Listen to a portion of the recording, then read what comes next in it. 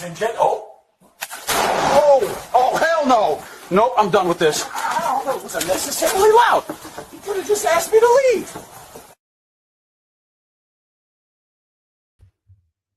Howdy, folks. Your host, Double J, back here, coming at you live for another Operation GCD Fridays.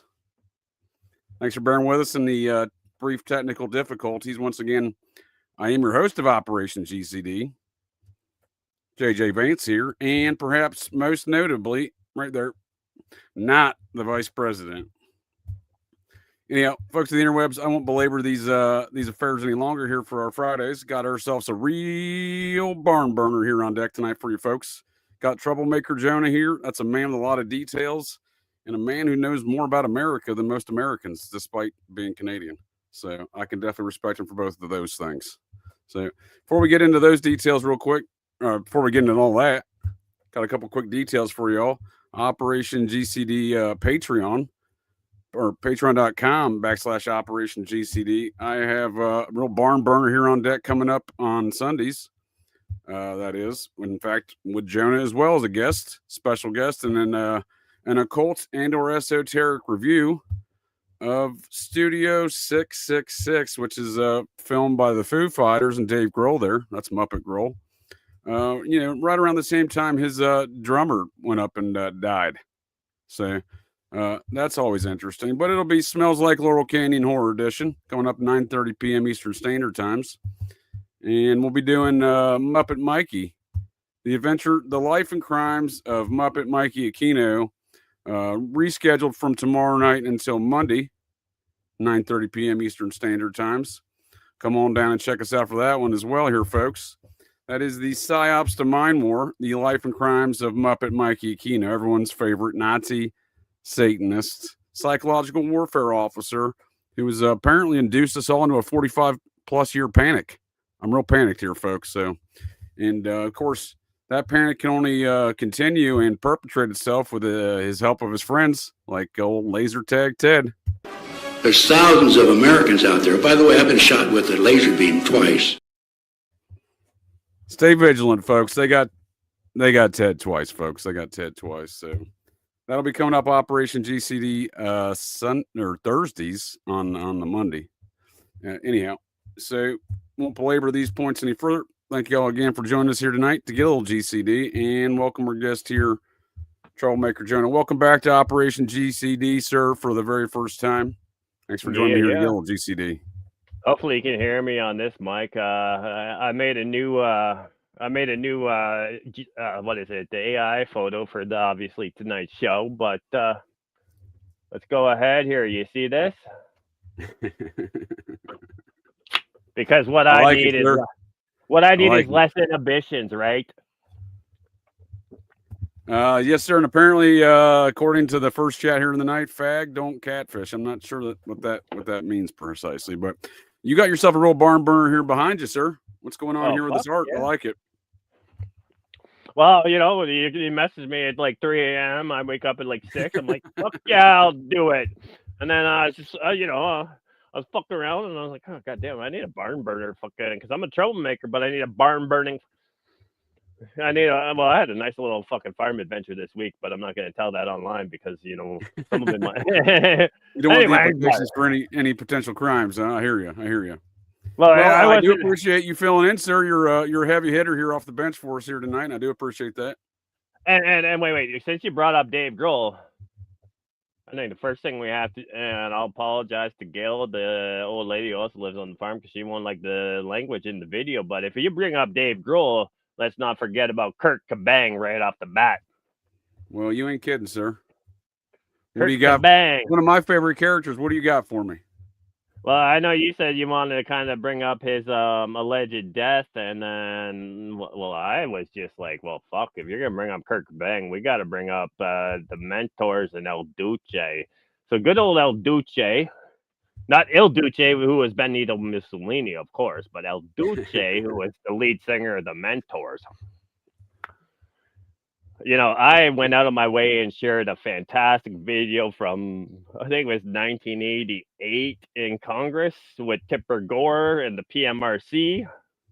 Hey, anyone who tunes into Operation GCD Thursdays knows the PMRC. That's Charles Manson's friends, the Beach Boys, who financed the whole "Satan's in Your Earhole" campaign. Yeah. So no, that's a fantastic video. We'll get to that in a few moments. We don't want to do that in the first 5 minutes here on YouTube because it might get us fucking demonetized or. But no, like I grew up on the Mentors. I grew up on all the punk rock. So when you said that, I'm like, man, I always hated grunge, but I grew up on the dirt. Like I grew up on the grungy punk rock because that's what the word means. So when you mentioned Dave Grohl, I'm like, well, isn't it kind of, this Thelemite, and all of a sudden he's this dirty Thelemite who, of course, puts the universal hexacurse or the whatever it's called, the universal hexagram in the Studio 666, where it's kind of like I would say it's an ode to the Nine Inch Nails second album there, where they recorded the Tate House. Or the La Bianca house, whichever one, right? But I find it kind of interesting that he was directly tied to, obviously Kurt Cobain's death, and then he was tied to Taylor Hawkins' death. But then when I looked into it, let's see, sir. If I may, sir, his alleged death, because I will get into that. Yeah. Some theories. Yeah. I stumbled across a theory the other day that Kurt Cobain's still a famous musician. That's interesting. Well, it's really funny though too, because I grew up on punk rock, so you get Courtney Love, of course, a wealthy, let's just say a wealthy bourgeoisie, as they would say, but and then that whole situation, it just reminds me of good old Sid Vicious and Nancy.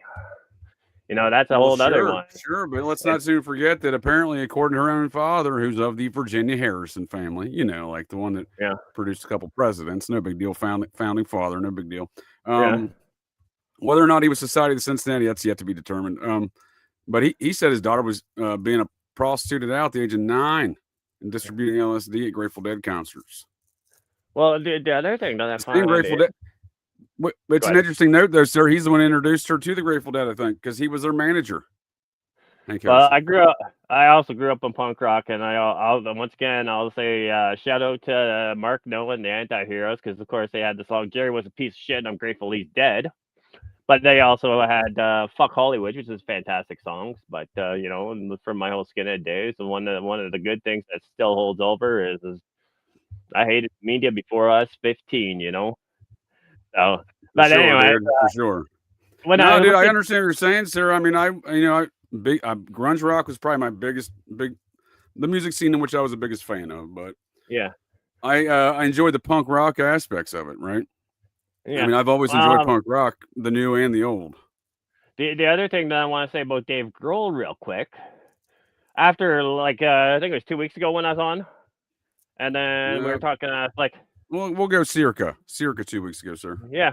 When we were doing 8mm, so it was a week and a half ago. Right, that was 2 weeks ago. You're right.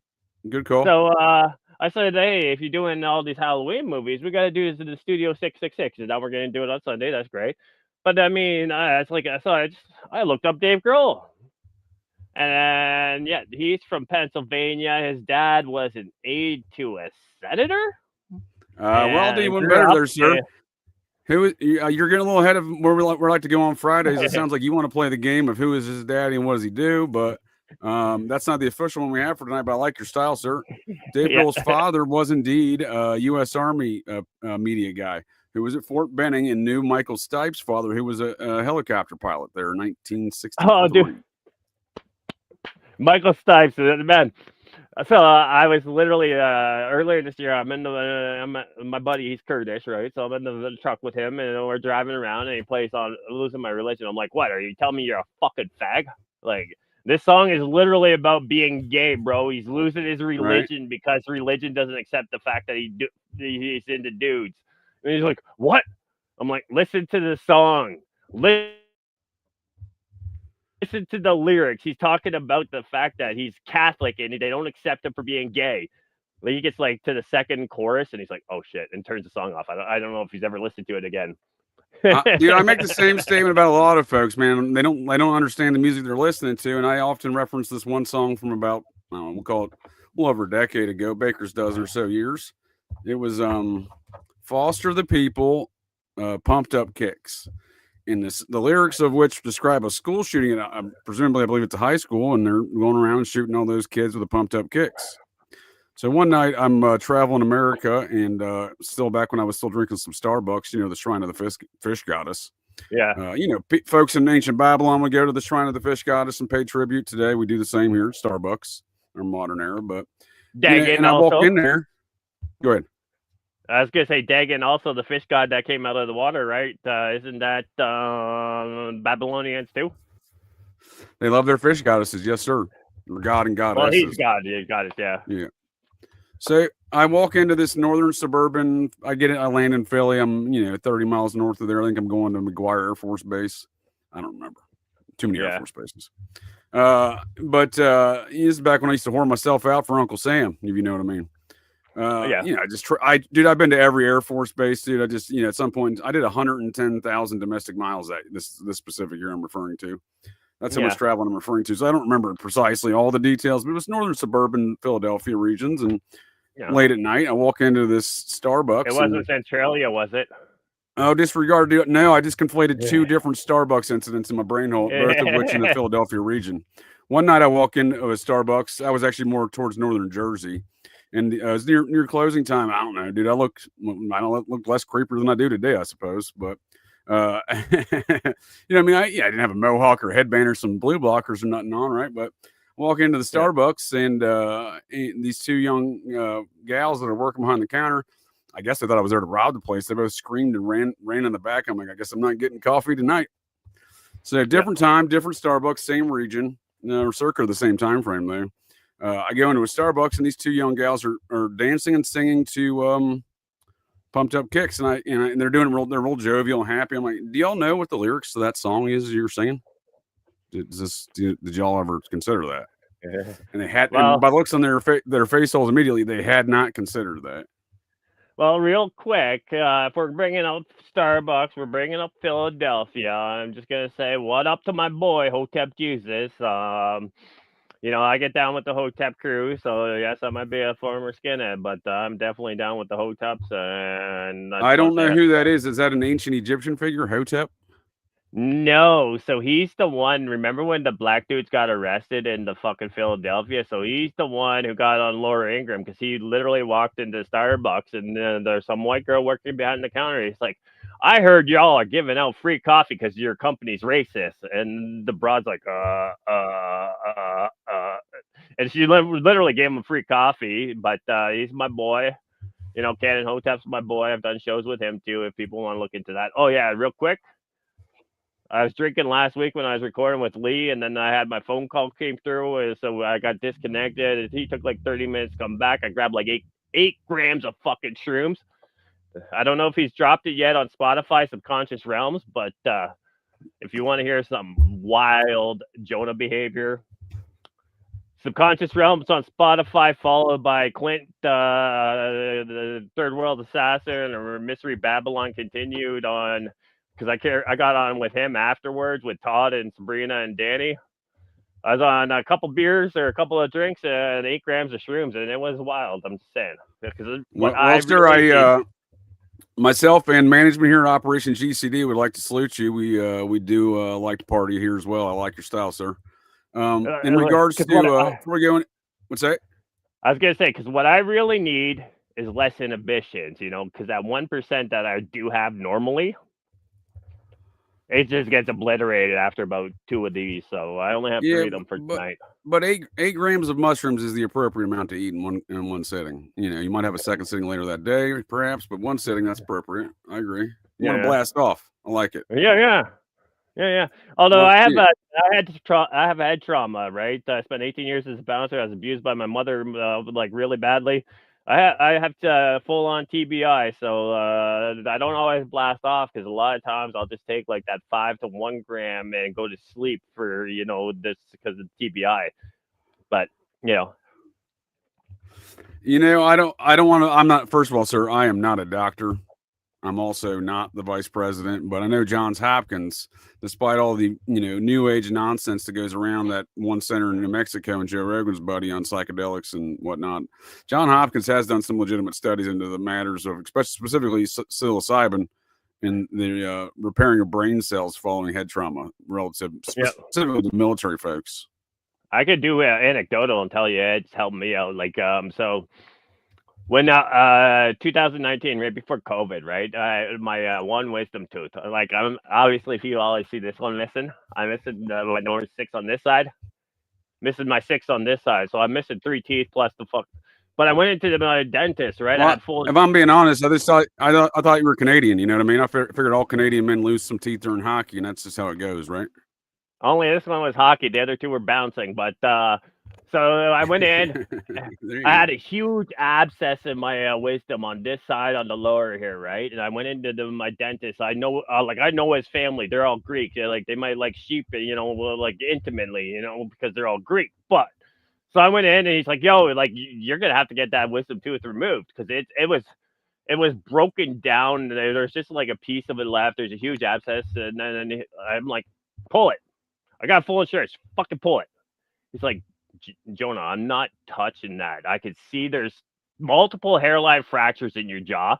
There's an abscess, and there's like a quarter of the tooth there. Your jaw's going to shatter as soon as I try to pull it." I'm like, "Fuck off. Give me the paperwork. I'll sign it and pull it." He's like, "No, you have to go to the maxillofacial whatever," which is really funny because like I go in and to there. And the doctor who actually he literally just drilled into it, not like until it was all gone. But, he's like, "I know you don't." I'm like, "Yeah, you did my ex-fiance's Lafort too." And so he literally pulled her face back, cut her jaw from here to here, from the TMJ to the septum, like removed chunks. But he's like, "Yeah, I know you." I'm like, "Yeah, no, I was her ex-fiance at the time." But then when I went in to get this drilled out, I might have enjoyed a little before the anesthetic, I was young. Sir, I despise dentists. They're creepy sons of bitches. They're the lowest rung of our society, if you will. Yeah, they practice medieval torture and they claim it's medicine. Go fuck yourselves. That's the least creepy activity these dentists do. No, I'm just saying. I knew he was going to give me some Novocaine, so I might put some Novocaine up my nose first beforehand. You're a brave man, sir. You went to dental land and you survived. I myself am an anti-dentite. Dude, no, I brushed my teeth, so I still have mine, so that helps. You know what I mean? I'm just saying, like some folks, like you got to go to the dentist. How about you just take care of your teeth? No. But like I told you, like this, play hockey. It was really like it was my wisdom tooth. I still have my other 3 wisdom teeth because, like, whatever. I've already lost 4 teeth. Like they can grow in, But no, like it was to the point like I had to go. Like there was no way it was gonna get it. Like so, I literally I knew my body. I'm like, yeah, this isn't gonna go away. So I went to the dentist. I was like, "Man, I got full insurance. Give me the paperwork. If you break my jaw, whatever. It's not the first time." He's like, "No, I can't touch you. You're going to the surgeon." But anyways, let's go ahead. Yeah, let's go. Yeah, man. Let's go ahead. Well, I don't know where we left off. I just want to point out, sir, that when you're talking about REM and all these matters, it is a matter brought to us by the CIA. This is the band manager and lawyer for REM for 30 plus years, Burtis Downs, number 4. His father in 1964 was victim to this quote unquote hijacking or disregarded an accident. My apologies. There was an accident in Taiwan of Air America. Go figure, right? June 21st, 1964. And he dies on there, one of 49 Americans. And boom, 49 Americans. We got Burt Downs, Reverend. Oh, the body of American missionary, the Reverend Burt Downs. It's Burtis Downs, number 4. We learned 40 years later, though, that this classified cable from the State Department to the CIA, right there circled, on June 21st, 1964, from the embassy in Taipei, declassed in 2004, 40 years later, June 20th, 1964. We learned that old Burtis Downs, number 4, is actually a secret CIA agent, not really a reverend. Cat Flight, and it was not an accident, it was a hijacking. and it was Air America. No one knew the Air America aspects of these Colby's Queers things back then, but we do now. We know these things now. Cat Flight 106 crashed around 1800 local near you name that Fengguan. 19 Americans, no survivors. Now it told me the day before it said 49 Americans. I thought, was I wrong on that? Oh, my bad. I can't read. It was 19. And it says right here, please It's notify Mr. Burtis Downs Jr., right? Yeah. Right there. So, and that again is the following, the embassy telling the CIA to notify their boy, right? So we do see, and then again, Dave Grohl's father, career Army helicopter pilot. Thank you for the segue. Thank you for the segue. What's that, sir? Go ahead. Go ahead. I was going to say, thank you for the segue. Gail, if you're listening, you might want to put earmuffs on for the next minute, but I got, man, the single greatest moment in U.S. congressional history. I need you to pull up the video for me. And if anyone in the chat doesn't like curse words, earmuffs for a minute, but I said JJ, the single greatest moment to ever fucking happen in U.S. Congress history. And we need to, because we're talking about Dave Grohl, we're talking about El Duce allegedly killed him on behalf of Courtney Love. And I just had to bring this up because this is the music I grew up on. But well, and I think it's important to note because REM's lead singer Michael Stipe, son of the career officer of the Air Army who knew the Grohls back at Fort Benning in '63. Dave wasn't around yet, but he still knew Dave's dad, who was a speechwriter for Reagan and for three other Republican presidents. He also worked for a communications company that was in fact owned by Taft Broadcasting. Now, Taft Broadcasting, relative to grunge, is interesting. It's the same Taft family that brought us the only U.S. president and chief of the Supreme Court, the only dude to do both, William Howard Taft. The Skull and Bones Tafts, right? That was his grandfather. That was his father, Alfonso Taft. They brought us that. Yeah. Well, they also bring us grunge. So Dudley Taft Jr., disregard Dudley Taft III, was a grunge lead singer in a band called Sweetwater. They did national acts. Touring with Alice in Chains and Candlebox, and they call him Broadcasting. The Rooster. Well, now if you want to talk about the Rooster, sir, you want to know about the Rooster? Old Rooster there, Jerry Cantrell's father, joined the U.S. Army and went to the same basic training in the same paratrooper unit as Jimi Hendrix. Is that song Alice in Chains or is that Stone Temple Pilots? I'm horrible with names. That's Alice in Chains. You're right. That's Jerry Cantrell wrote that after his father, Rooster. And Rooster joined the Army with Jimi Hendrix out of Seattle. They were in the same unit, same basic training, same unit. That's when Jimmy left not Fort Benning, Fort Campbell. He allegedly left Fort Campbell, went to Nashville about an hour and a half away. That's where he started his career, right? Something in that regard, right? You mean what's his name? Morgan Freeman? Well, they're the same person. You're talking about same. I mean, they look the same. They have the same best friend. They have the same looking wife. I mean, what are we talking about here? Yeah. But they play guitar left-handed. They both wail at guitar left-handed. What are we talking about here, sir? That's what I'm saying. Let's look at the known knowns of these situations of these people that faked their death and the reality we're imposed upon, right? But and again, who's bringing us this reality? Look at again, REM, their band manager, son of a secret CIA agent, best friend of Michael Stipe. Well, hold on, sir. Michael Stipe, again, fits the whole smells like Laurel Canyon mold, but based upon the analysis of Dave McGowan's Weird Scenes Inside the Canyon, how it applies to the grunge scene, because he's the godfather of grunge. I'm sorry, he's the Pope of grunge. And he's also the godfather to Francis Bean Cobain. He married Francis Bean and Tony Hawk's son in a recent wedding. And in fact, REM there as well is brought to us courtesy of a different CIA Scientologist family of shit. I done forgot homeboy's name. They're the ones who started MTV. It's the drummer from Sting or from Police. Oh, I don't know the names. I'm horrible at names. But you know what else is funny? Well, right now I'm apparently horrible at names too. But what I'm saying is these spook operations of these unintelligence agencies, sir, are the ones providing us this music, shaping our culture, right? So the idea is that some of these characters would fake their death and play a different role, I think, is pretty reasonable. Like Charlie Kirk. What? Well, there you go, sir. There you go. Who's his? But Who's his? We played that game last Friday. Who's his daddy, and what does he do? Because before, the one they show us, the architect for Trump Tower, there's no way that dude with that giant dome piece of his looks like Sputnik there, dude. He came from either one of them parents. He looks nothing like these people. yeah, I know. But real quick before we jump into, oh shit, I just brain farted. Oh yeah, no, I brain farted. Yeah, thank you. The Copeland family, sir. That's who it is. Miles Copeland III, OSSCA career man. His wife, I believe, was a British MI6 lady. Their children bring us the Sting, or Police, the drummer, IRS records, and Federal Booking International, FBI, IRS, and the police. They're the ones who bring us the early MTV acts, including REM. Yeah. So let's on that note, let's look at some El Dukies. El Duce. So we're told that narrative that this fella, El Duces, was apparently hired as a hitman, right, by Courtney Love, Miss CIA herself. There, he claims it. He claims it in the video. Right. And then he dies. What, about 6 months later? He dies after he was on. So he was on Jerry Springer, I think, a week before, and so he called his music called Rape Rock.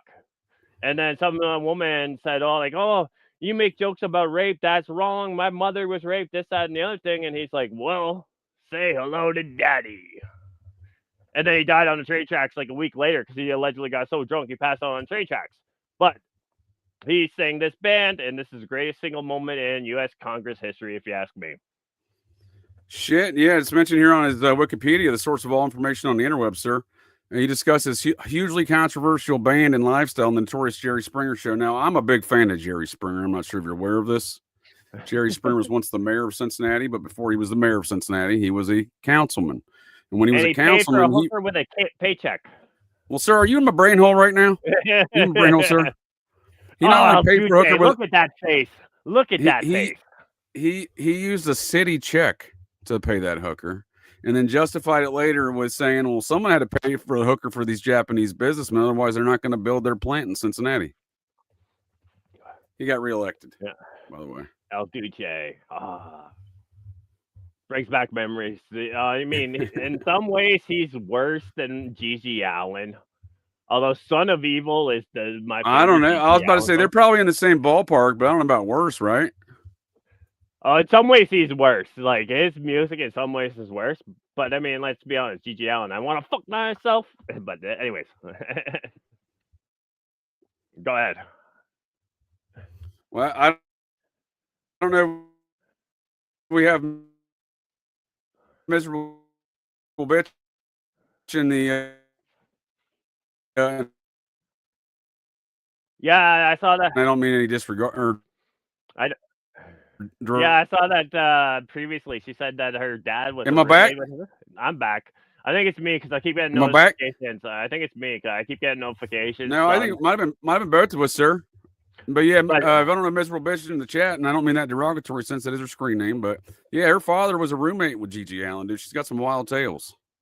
Dude, Gigi Allen, Son of Evil is the greatest song where he talks about him being Jesus Christ, and it's actually a good song. It's off his Carnival of Chaos, the fucking country music one. He also does a cover of Hank Williams' Family Tradition.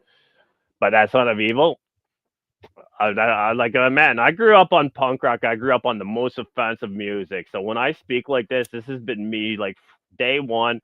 I was homeless by 15. I don't need to go. If anyone watches the Clint Third World Assassin last week, I kind of got into some of my story. I told me and Sabrina had a good thing, but I kind of was like, hey, yeah, no, like when I say fuck off cunt to my mother, that's because like it's like after I had a 10-minute diatribe, they're all like, okay, we get it. I'm like, yeah, no, when people say that, it's because they've been through enough to actually make it. So when you ask them why they're saying it, don't ask them, because not every kid that says that has the backbone that I do or the 10 toes. But, anyways, let's get into the mentors. Well, on that thought, sir.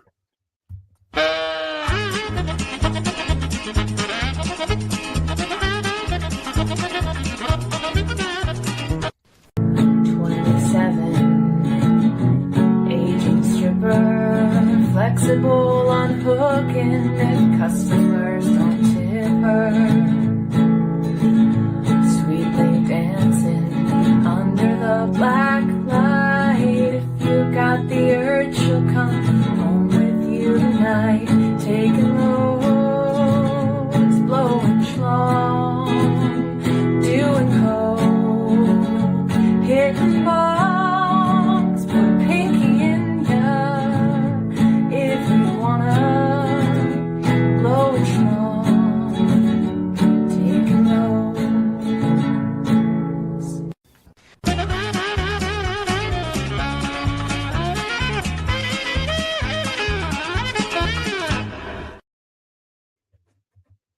Wild and wonderful, sir. Wild and wonderful. She looks Canadian, right? She looked Canadian, didn't she? You know, I used to spend a lot of time in Alberta, Canada, and she reminds me of a lot of the strippers in the Alberta, Canada strip clubs. Oh, dude, Canadian strip clubs are far better than anything in the USA. I don't give a fuck what you say, especially Dude, in you can throw Montreal, loonies Quebec. and toonies at the strippers' buttholes. I learned that real quick.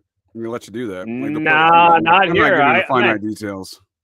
Not here. I I'm used talking to. about. Man, I'm talking about the dirt. I'm talking about the dirty strip clubs in the oil fields of Alberta, sir. Real fancy. Oh no, spots, you know what I mean? Quebec. I got a great story for you. I was in Vaudreuil. It's just outside of Montreal. I walk into a strip club. I'm not gonna lie, man. Like I walk into a strip club and there was a mother and daughter, and it was literally the basement of their floor. Their home. They lived upstairs. I was like, yeah, you know what I'm talking about. That's the Canadian strip clubs I'm talking about, sir. dude, You know I used to live in a strip club. I mean, I used to work at a strip club. Well, My that's the story I'm gonna have to hear. I'm gonna have to hear that my story here. ex-fiance was the bartender for the 10 years I was with her. At the strip club that Like you lived I know at. all of the strippers. Well, I didn't live there, this, but was that this was Ontario? Where was this? Give me some names. Where was this at? London, Ontario, which is hilarious. It's not the one that Tom Segura talks about. It's because Beef Baron no longer exists. They switched it to Bad Bunny. But there's another strip club. It's called Solid Gold. And I'm not going to lie.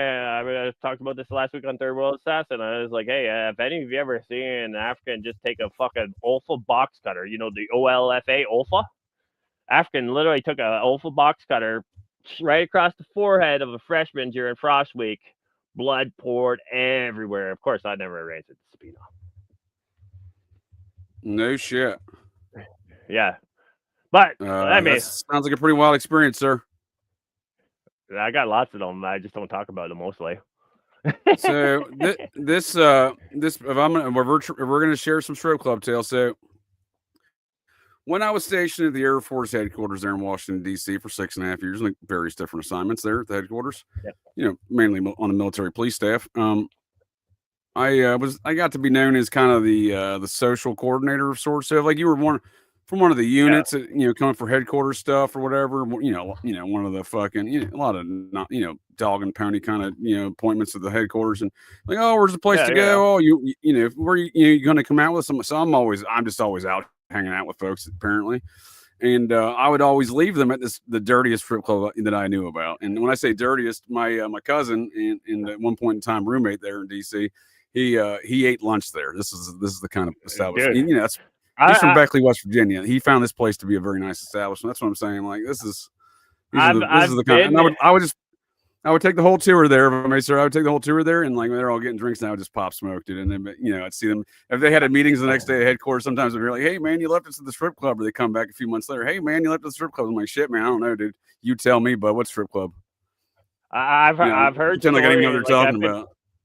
I've been in the industry. I know the strippers. I mean, what's always kind of funny because I'm gonna be real quick. I've heard stories about the Washington D.C. and the Baltimore, Maryland, both of them. But dude, and this one's the lowest rung of a DC strip club, bud. But real quick, I wanted to say, like, you know, when all this shit happened with the Russian Ukrainian war, and everyone's like, "Oh, contribute to Ukraine," I'm like, I contribute to Ukraine every single week when I go to the strip club because I can't fucking go into a single strip club without a traffic fucking Ukrainian girl. So fuck off. Ukraine gets my money when I'm at the strip club. I'm not donating anymore. So apparently it's no longer called the Golden Palace. I don't know what the actual name it was. I always called it the Golden Palace, the Golden Dragon, some golden shit. It had a real Chinese motif to it for some reason. It is nowhere near Chinatown, by the way. It is, however, across the street from the Washington Hilton, where John Hinckley, George Bush's cousin, fired a few blanks towards Ronald Reagan there, and someone else shot a bunch of other folks there that day. You know what I mean? Can I ask I think maybe John Hinckley was getting himself some lap dances across the street there before he went over there and played Patsy. So, can I ask you real quickly, before we go into the El Duce flip, since you brought up that other video and she talked about an Asian hooker, can I share my screen and just get you to, you know, I'm going to play a quick one on my media post on fucking X. But if you could just pair it, because when she said Asian hooker, it just reminded me of a song, and I still need to play it real quick. I'll just only do a couple seconds so we don't get hit by the. Are you still there? You freeze or I freeze. Am I back? No, I think it was me. I think it was Yeah. me. I think it was me again, sir. Yeah, My if you could gremlins seem to be just acting bring up up my tonight. share screen. If you could just bring my Yeah. share screen. Yes, sir. Yeah, the strip club in Georgetown, Good Guys, I think it was the name of it. That was a far nicer establishment. If I liked the folks that came to visit and I was coordinating their social activities, I might leave them there, but it was nowhere near my apartment, so it was quicker to pop smoke over there in DuPont Circle region. Yeah. You know, near the Society of Cincinnati headquarters. Strangely enough, is where I found myself living in DC, and that's how I discovered the Society of Cincinnati. Yeah, near Colby's grandson. Right, he lived right across the street. Future member of the society, sir. He lived right across the street from me for about 2 years. Yeah, about a year and a half, actually. Hopefully the song comes through on this one because, and I don't know if it's going to. God damn. But look at that picture. Isn't that big? There we go. Yeah. Anyway, it's real hard, doesn't it? Yeah, that's a louder than. Anyways, that song is Asian Hooker by Steel Panther. It's hilarious. Someone smells like sushi. Anyways, now I just had to throw that up because that video you played, she talked about Asian Hooker, and I love Steel Panther. My last 7 concerts or 6 concerts have all been Steel Panther shows. I thought you were going to tell me you love Asian hookers. No, that's my father, but I'm not going to get into that. Just saying. Well, on that note, hold that thought, sir. Did you know her? No, Oh, wait. Was she a great big fat person? I heard she was a great big fat person. Welcome to the show. Special guest BT Wallace, host of Truth and Shadow podcast. You got it. Hey. Well, what up? You've met Jonah, yes, sir. Is that correct? That's right. Hey, Jonah. I think he's on a time or I'm on a time. We're timing. I think he's timing. We're getting a real barn burner here, sir. Real roundtable discussion. Oh yeah. BT, we met. Yeah. We've been on one show together. I remember you Don't Tread on Me. That's right. Don't tread on me. But boom. You know who else we should bring on? Because if we're going to the Mentors video, the greatest single moment in U.S. congressional history, the Mentors. If you notice their hats, the most recent Purge movie, they all wear Mentors masks. The black KKK hoods. Who are you recommending then we bring on? Kane B. The Purge, because that's the first Purge. Perfect timing. I got Kane B backstage. Bad can it get? The list is endless. Motherfucker. This album was released just recently by a band called Mentors. He actually might join us. And Nick the label Enigma Records, which also. Okay, let's go back to the beginning. Yeah, I was just bugging. He actually might join us though. I did let him know he's welcome to join us. BT, this is I told JJ this is the single greatest moment in correctional history, and we were talking about Dave Grohl and Kurt Cobain and how El Duce, the lead singer of this band, allegedly killed Kurt Cobain on behalf of Courtney Love, and there's a video of him saying, and there's other conspiracies. How bad can it get? The list is endless. This album was released just recently by a band called the Mentors. It was released on the album and the label Enigma Records, which also launched Motley Crue's career. The album includes songs like 4F Club, Finder, Feeler, Fucker, and Forgetter, Free Fix for a Fuck, Clap Queen, My Erection is Over, and the song Golden Showers, which says these words: listen, you little slut, do as you are told, come with daddy for me to pour the gold. Golden showers, all through my excrements you shall roam, bend up and smell my anal vapor, your face is my toilet paper, on your face I leave a shit tower, golden showers. Mr. Chairman, that concludes my remarks, and I thank you. I'm sorry your time has expired. Yeah, they only have those kind of talks behind closed doors in Congress, right? Right. Sorry, your time has expired. That's nice. No, that was at the PMRCs, and that was a pastor reading those lyrics on congressional record. I grew up on punk rock. I love it.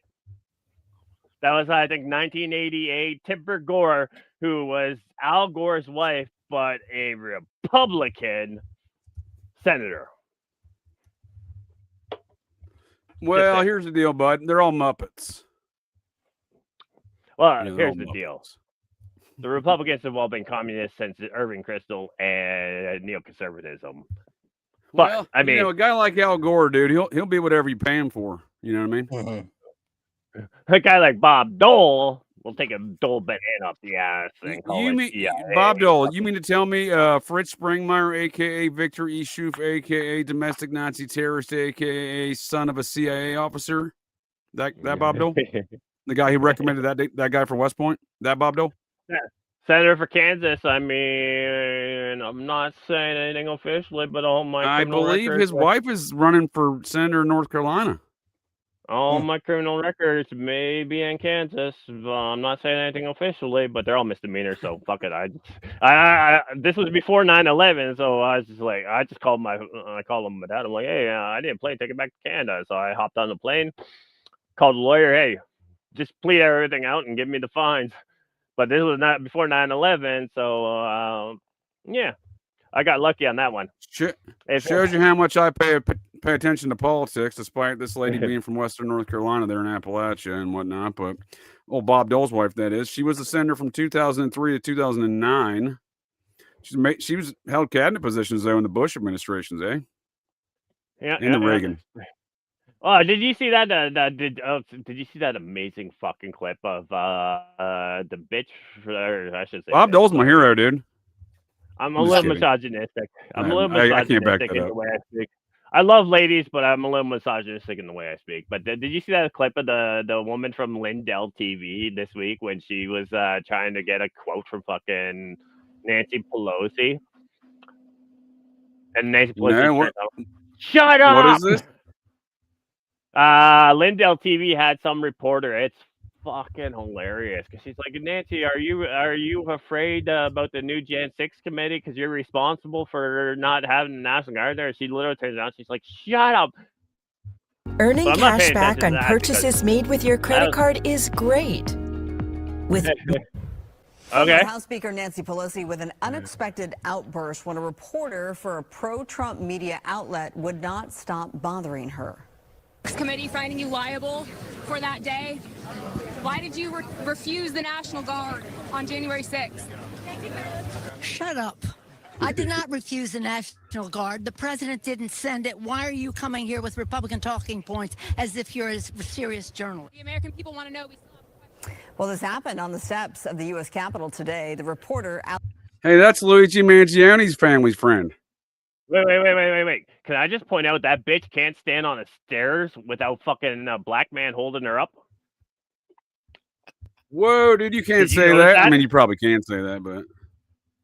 I can say whatever the fuck I want, but I mean, your show might get pulled. Right.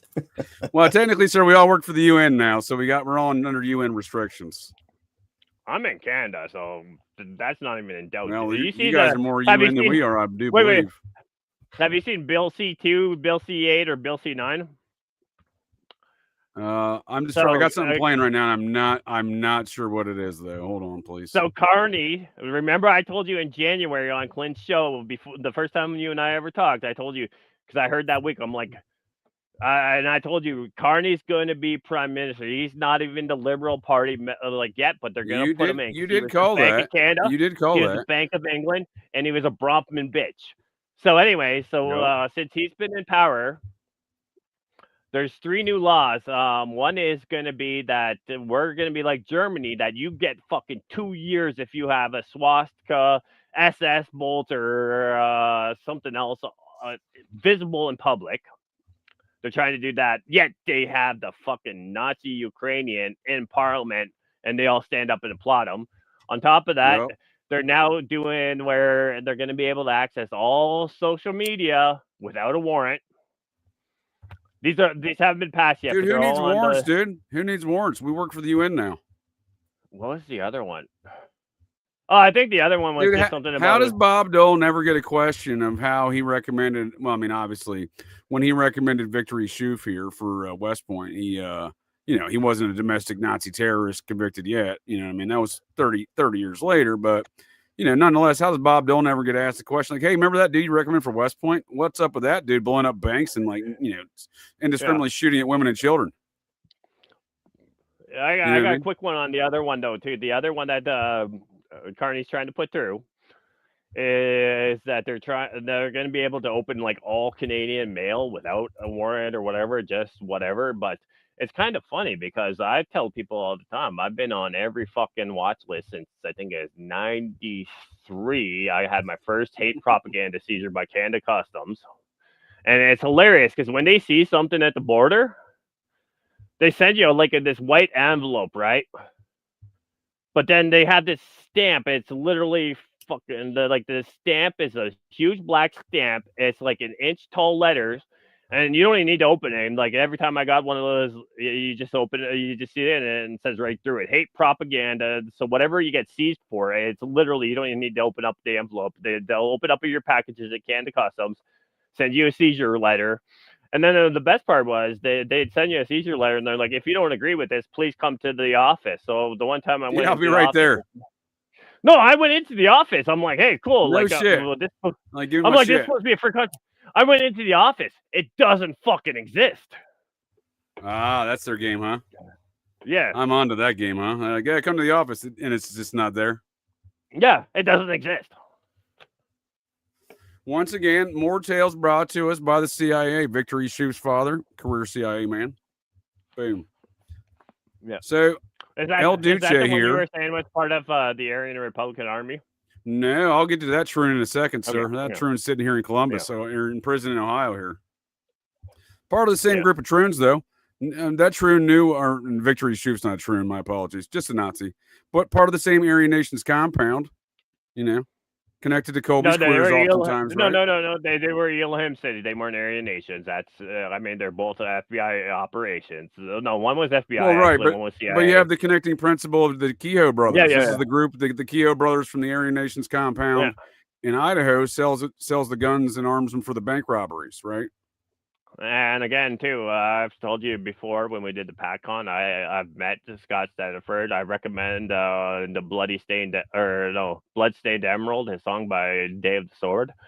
I still listen to it. It's about the troubles in Ireland, although they might say one or two lines that might offend people, but it's all about it's literally about the whole thing in Belfast, Ulster, But I recommend the song. I still listen to it to this day. But he was literally Scott Stanford. He's the one who did 31 years on that Aryan Republican Army thing, and everyone else did less than 6.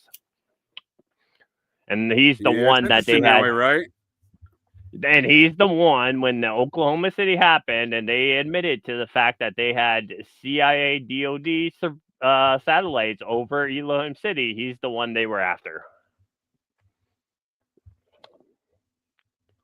I had a fucking doobie implosion here for a second, gents. Hold on. Stand by. Yeah, I know I'm tracking, sir. I'm tracking. Yeah. Well, before we go any further, BT Wallace, sir, what's new at Truth and Shadow podcast? And again, thanks for joining us here tonight, the old GCD. Yeah, thanks for letting me come on and just hang out and listen to some of this conspiracy stuff, man. I'm pretty weak in this field. I mean, you guys are just spouting off naming names like nobody's business, but give me a name. That's good. I like that. It helps me see who's doing what and who's their daddy and stuff like that. But BT, I told JJ, because here you go. I told JJ, he messaged me at 3 a.m. this morning. I got at the Barn Burner Beers, and it's because what I need is less inhibitions because my mouth is like completely filtered normally. Open up a little bit. I got you. That Truth and Shadow's doing good. We're growing. We're getting. I'm actually getting pretty in with Inner Traditions, the book publisher. A lot of their publicists are reaching out to me to interview some of their clients and things. We're going pretty good. What do they publish? I'm not familiar with that house. What do they do? Wait. I was about to ask when you're going to have me on, but if you're talking to publishers, I don't need to be on. No, Jonah, I'll probably reach out soon. I'll reach out soon. Inner Tradition does. Have you guys heard of Red Wheel Weiser? Baron Company? No, sir. So that they publish, your Dr. Heather Lynn, your Andrew Collins. They talk about alternative history. A lot of it's alternative history. I had a couple of psychologist kind of people on talking about Jungian stuff, like I've talked about before. My 100th episode dropped a little while ago. It was a pretty What's big their banger of a show. Alternative yes, history. I caught that one, sir. That was a great. I highly recommend folks check out that one. I do enjoy the Jungian psychology stuff myself, certainly more than the Freudian stuff. Although he didn't learn, he got a little bit of that sex stuff stank on him from Freud there when he was learning from Freud. If you ask me, but But wait, real quick. What's their bend here on American history? What are we talking here? Go ahead, sir. No, go ahead, BT, and then I'll just ask you my question. For the alternative history. Yeah, go ahead and answer his question. Yeah, Andrew Collins. What are we talking about here? Who is this guy? What does he do? Andrew Collins. He's looked at a couple of different sites over in Turkey. The Karahan Tepe and the other Tepe I can't pronounce, starts with a G. Looking at Tepes. Yeah, that's it. Looking at the Tepes and looking at how human he works with Hugh Newman. really began back there. Yeah, and stuff like that. So it's pretty cool talking to these guys about things all right, megaliths, giants, that kind of thing. Yeah, all the things. So my question about alternative history was like, what type of alternative history is that? Like 2 planes can't take down 3 buildings, or like an info bomb. No, it's LGBTQ history. No, an info bomb can't take out the center of a building. Is that the alternative history, or no? No, it's the kind of wait a second, gents. We got ourselves a special moment here. Hold that thought. What, our channel?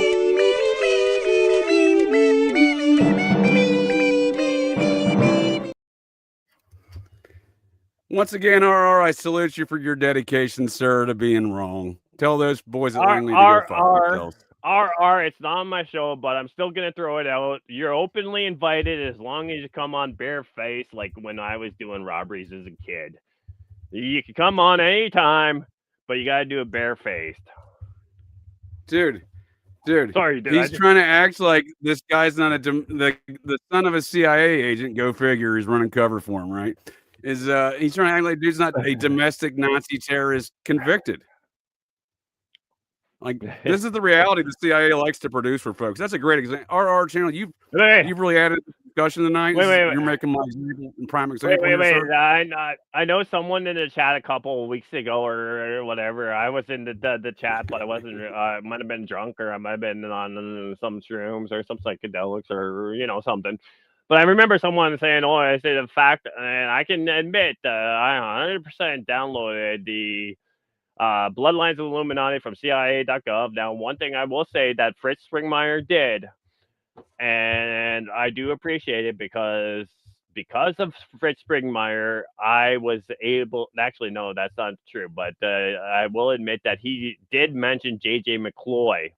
But the reason I got turned on to J.J. McCloy. I'm J.J. Vance. No, J.J. McCloy. But John J. McCloy. Sorry, John J. McCloy. But the reason I got onto him is so Henry Kissinger, he's the biggest scum fuck ever to live. But I respect the fuck out of his gangster because at 100 years old, he flew into China and said, "She, you're a fucking little bitch. You're going to meet with me personally." She did, right? But Fritz Springmeier actually does talk about John J. McCloy in his book, and I was too dumb to pick up on it at that time, so I will give him credit on that. Well, here's the deal, bud. I agree with you. I mean, again, you're going to find some truth and realities into all these folks of these characters who sell us these things, right? They're doing it. They have an intended purpose. They have ulterior motives. They have to tell you some of the truths. Whether or not Ted Gunderson was shot by lasers is inconclusive. There's thousands of Americans out there. By the way, I've been shot with a laser beam twice. Be careful out there, folks. They're shooting folks with lasers, including Ted here. Wait. One second, sir. It's inconclusive whether or not Ted was shot, but what we do know about old Ted, there is, upon occasion, he did state some facts. Does that say February 15 or 13? I'm on a small screen.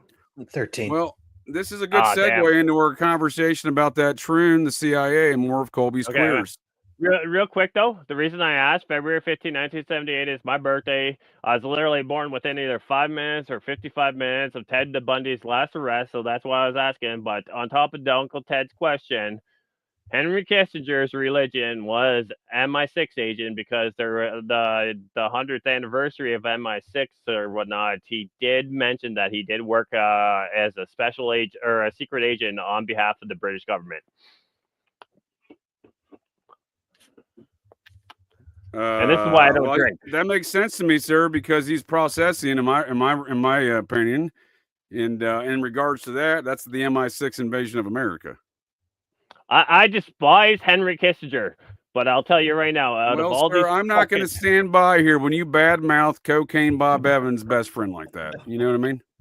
Out of all these people that form our reality, I respect the fuck out of Henry Kissinger because not one person, not one of those, not Hank Paulson, not fucking Eric Holder, not one of these bitches had the balls to take Henry Kissinger out, and he lived to 100 and literally flew into China and told she's a bitch and meet with me.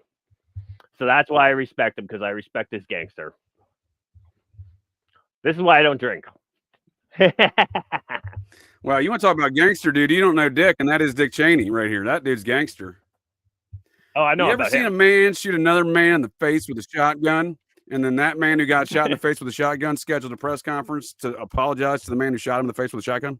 Because that's the level of gangster we're talking about with Dick Cheney. You don't know Dick about being gangster unless you know Dick Cheney. You ever watched the Amazon TV show about non-official covers? I think it was called The Patriot, where they literally fucking replay that fucking whole incident. Have you seen that? Do you know what I'm talking about? No, I'm gonna have to watch this. What is this called? I think it's called The Patriot. It's an entire Amazon Prime series about non-official covers, and they do a whole scene where the guy who's non-official cover shoots a motherfucker in the face. He also throws another dude in front of a bus, but I don't want to spoil it. But I think it's called The Patriot on Amazon Prime. I'll find out. No, yeah, no, that's it. There you go. That's it. It's man, it is revelation of the method. You need to watch it. Yeah, I've never even heard of this. To prevent Iran from going nuclear, go fuck yourselves. It's always Iran and their nuclear nonsense. Intelligence officer John Tavner. We still got to do a show, you and I, about the Shah and our disagreements on that. But like I say, this is why I don't drink, because I get a little aggressive. As long as I can discuss the Son of Sam cult and how it intersects with all that, yes, sir. And Schwarzkopf's father was the personal assistant. We can throw him in there. We can throw him in there. So we got John Tavner must forego all safety nets and assume perilous non-official cover of a mid-level employee at a Milwaukee industrial piping firm. Interesting. It's a great show. It's a great show. Oh, he's also a folk singer. Well, there you go. Look at that. It's a great show. I'm not going to spoil anymore. You need to watch it. So the one thing I noticed about Victory Shoof is the salient characteristics of his crimes coincide with and not only is he connected to the Aryan Nations compound, go fuck yourself, RR. That's in the court documents. The Aryan Republican Army out of Columbus, Ohio, which connects the Kehoe brothers, who armed these folks with the guns, who carried out a hit on the Mueller family in Arkansas for these folks. They grew up with that Nazi satanic serial killer Israel Keys up there at the Aryan Nations compound there. No big deal. They all fucking know. Chad Steele just said it's a fucking awesome show. But what I find that interesting here again too, because I was the Nazi skinhead as a teenager. So Aryan Republican Army is interesting because at the same time there was also Anti-Racist Action, ARA, which was like a version of Sharps, which was Skinheads Against Racial Prejudice, which also ties into the Anti-Fascist Action, Antifa today, which goes back to 1930s Germany, but even like Ian Stewart Donaldson and Screwdriver in the 1970s and 1980s with the National Front out of Britain, were actually having full-on riots, National Front and Antifa or Anti-Fascist Action. But now all of a sudden Donald Trump's like, oh, Antifa, it's a new thing. No, motherfucker, that's been around 1930 Germany. It started by Joseph Stalin. Well, sir, if I may, I appreciate your brain holes that and all these things. There is an older heritage to it. You are correct. And that was some of that stuff you're talking about was molded into the left-wing opposition to PATCON. Regarding all these right-wing militia groups in the 90s, there's a group that there's a direct connection between the modern-day Antifa to the origins of what you're talking about on through the opposition force here for PATCON. Wait. You were raised a Mormon. Do you know about the Salt Lake City portion of the PATCON? Because I didn't. Wait, sir. Are you telling me there's a burger element to all this? The train bombing. In a fry. The train bombing in Salt Lake City. I forgot to bring that up. We can talk bombings here if you'd like, sir, but we're going to get into that right now with Victory Shufin Gang. So all the salient characteristics of the details of his crimes connected to the same Bill Colby's Queers Aryan Nations compound in northern Idaho, a lot of domestic terror, a lot of Operation Gladio. About every 10 years, they just do domestic terror campaign anniversaries. They like to do that. But we see these Muppets out of Columbus, Ohio, connecting to the Kehoe brothers up there, who's arming these Muppets. Yeah. We see the head Muppet here is a Troon, who's the daughter/son, really the son, of a CIA officer. Hold on, sir. Of a CIA officer who was stationed with Bill Colby in Viet fucking Nam at Saigon. Confirmed details are go fuck yourself. But Captain Eugene Francis Lagan. Real quick, Uncle Ted said ARA glows. It does, but Scott Stediford, the guy who they put 31 fucking years on, he stands on all 10 toes. I mean, I don't agree with his politics. I didn't even really agree with it when as a kid, but as an analyst. But I will respect the fuck out of his gangster because he stands on all 10 toes. Right, but we see the same pattern here, sir. Started by the son of a CIA guy, Colby Queer. Yeah. Same the other thing is though, too, is Scott Stediford was definitely into the whole Christian identity thing. He was also he was also tied to the whole Phineas movement, which ties into Project Megiddo through Louis Freed, that document that you were asking about the other day. I would like to get into that, sir. I would like to get into that because that is a very interesting topic, and when we're talking about these apocalyptic cults and the infiltration and perpetration of tyranny by our government here, these Muppets. And speaking of which, we look at a scenario like Victory Shuf, son of a CIA guy, right? Nazi domestic terrorist fella. His crime, the salient characteristics of his bank robbing, domestic terror bombings, and indiscriminate gunfire at women and children fit the exact same characteristics as this group, but he's in Oregon and they're in Ohio and throughout the Midwest, right? And what I say by that is that he did the same shit they did. They went all point blank on everybody. They wore the Nixon Reagan masks, right? The presidential masks. They wore jackets, and he taped FBI on the back of it. That's the same shit old Victor was doing. He was doing it in 97. This campaign allegedly ends in 96. But as we can see, it continues. So I got a story on that, but I can't really speak on it. Well, go ahead, sir. No, I got a story on that. I can't really speak on it, but there's another guy, the Billy Bob Thornton movie where he did the whole thing where they showed up, and then they kind of held the fucking family of the hostage or whatever.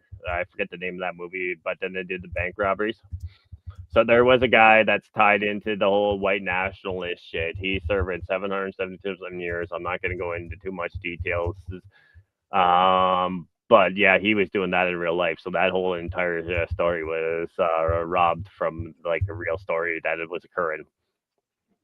Well, what I was getting, I appreciate those details, sir. I did not know that. And what I was getting at there with my details is not only we see the campaign continuing past the dates in which the Federal Bureau of Investigations likes to say, because this is the best taxpayer-funded, financed, and trained bank robbers money can buy. Here in America, that's what we do. We do it the best, and that's all we're looking at here. It's Colby Squares. One second, sir, if I may. So if we look at the details of these crimes, and break it down with again, literally how they're robbing these banks, the uniforms they're wearing, and the mode of operations which they're carrying it out. It's the same shit.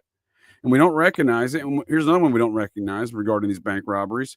Speaking of Hollywood style shootouts, there was a Hollywood style shootout in a fucking mall parking lot right by my fucking house.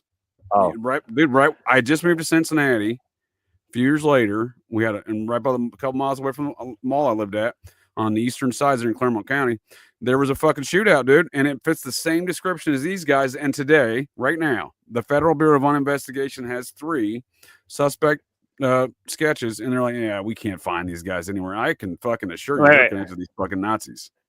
Wait. Can I ask you that Hollywood style shootout that happened in the FBI headquarters? Was it the FBI headquarters in Cincinnati or Cleveland? I forget. No. This was an Eastgate. Oh, you mean the shootout? Do you remember the one? That was Indianapolis. Yeah, No, at the FBI headquarters during Biden's administration, there was a Indianapolis. shootout. I think. Oh, okay. Now, That's did you get a chance? Hold on, sir. If I may put a little book in on that for you. That's when the Odinist prison guard murdered the FBI task force detective who wrote the Odinist report about how they ritually human sacrificed the young girls that they're putting a case on Richard Allen. Yeah, no big deal. Nothing to see here.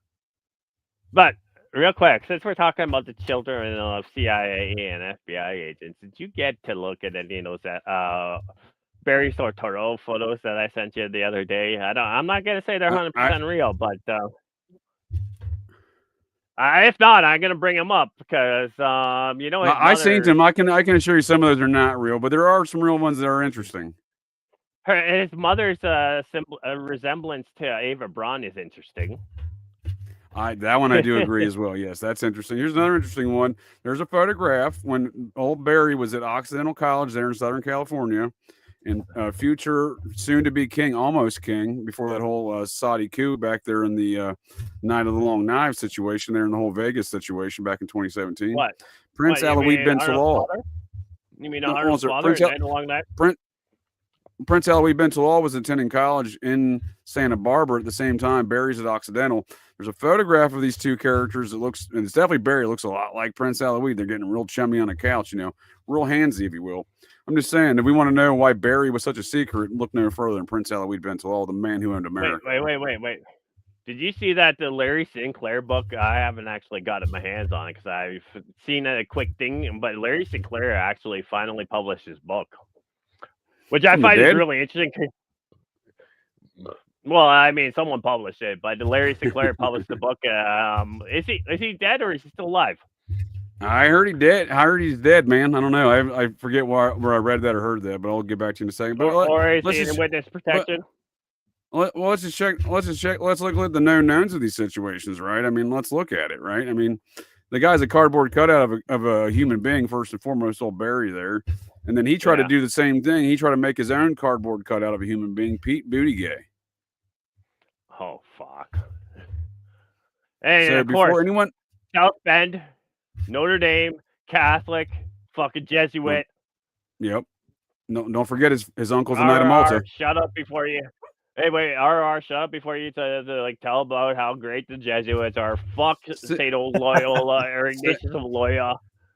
Before anyone heard the name Pete Buttigieg on any kind of national level, he was still the mayor of South Bend. Barry was asked who's going to be the next presidential candidate for the DNC. He says Pete Buttigieg, and the reporter was like, "Who?"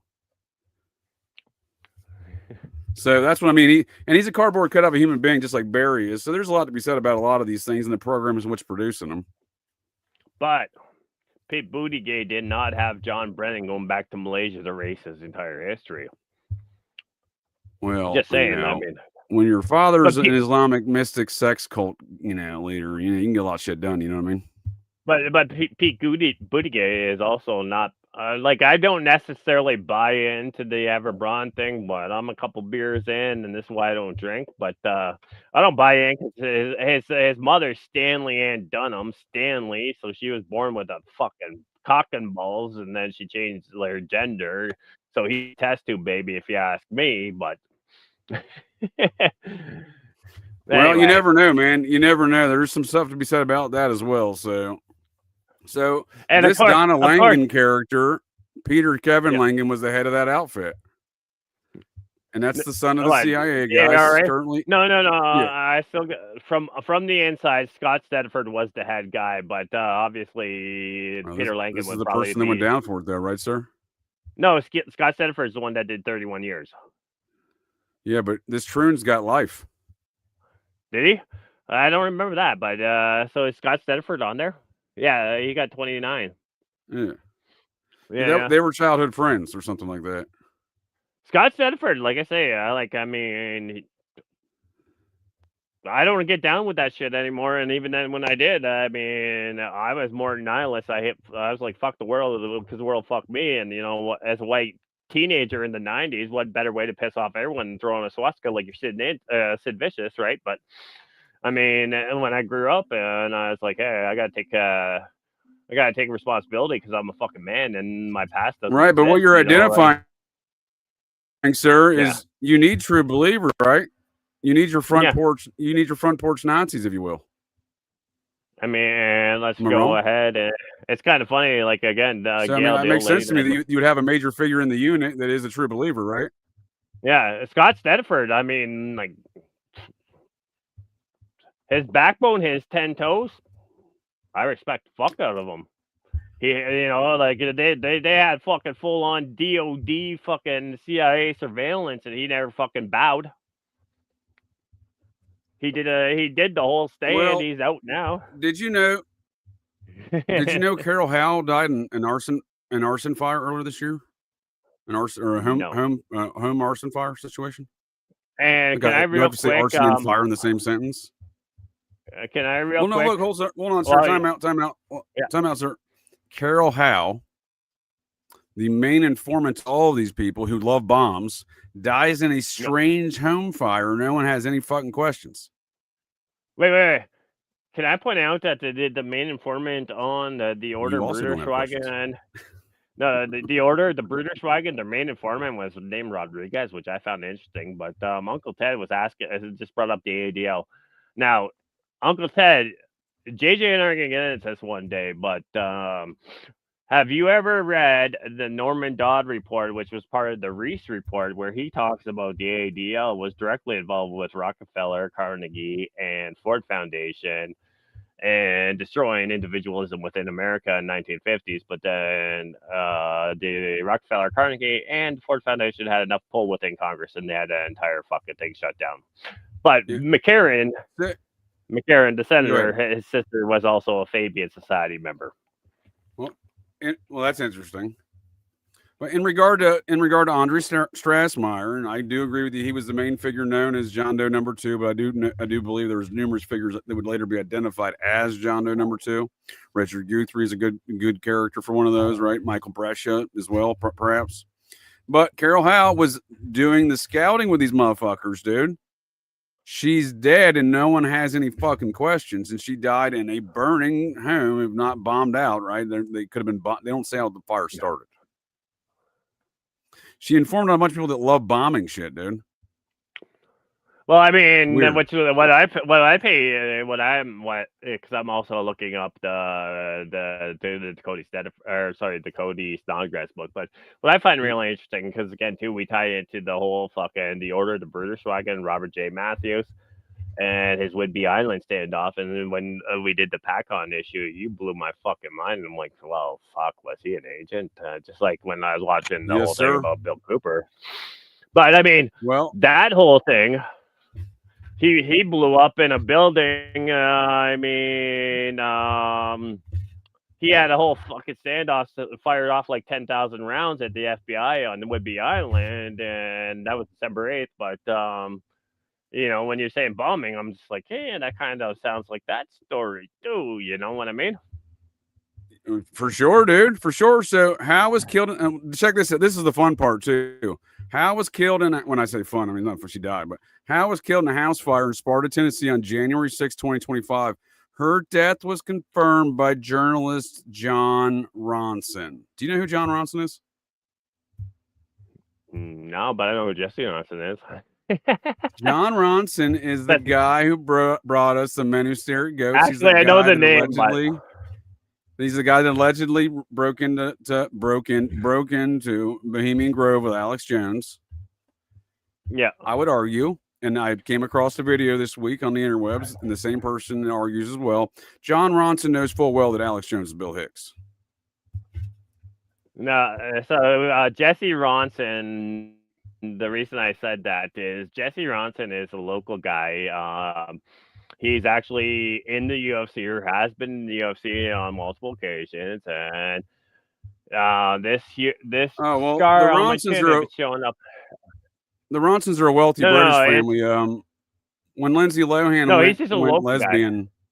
She dated John Ronson's sister.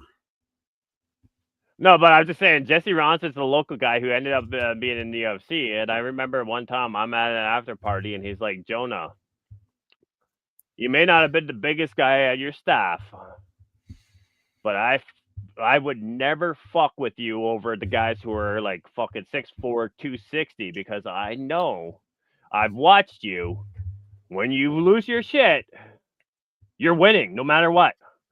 And I'm like, thanks, brother.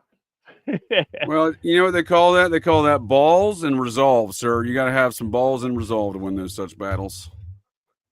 Some folks are. You got to separate the wheat from the chaff. You know what I mean? There's a lot of chaff out there. Yeah. Real quick, I think this is, I just want you to bring up. Well, hold on, sir.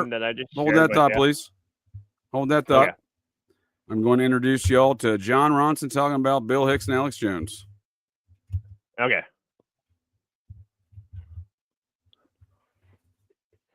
Can y'all see that? Is this on? Oh shit, dude! Am I new and I don't know what to do? I might be. It's your first day. No, your Appalachian. My first day, dude. It's your my first Appalachian. day. This is why I don't drink normally.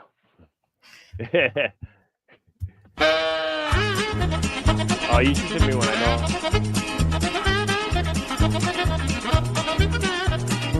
know. Right. Kick ass.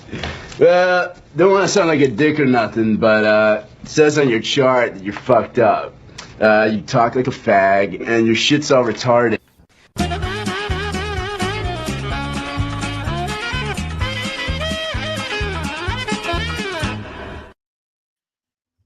That's what the doctor told me. Says your shit's all fucked up and you sound like a fag. So this video is entitled.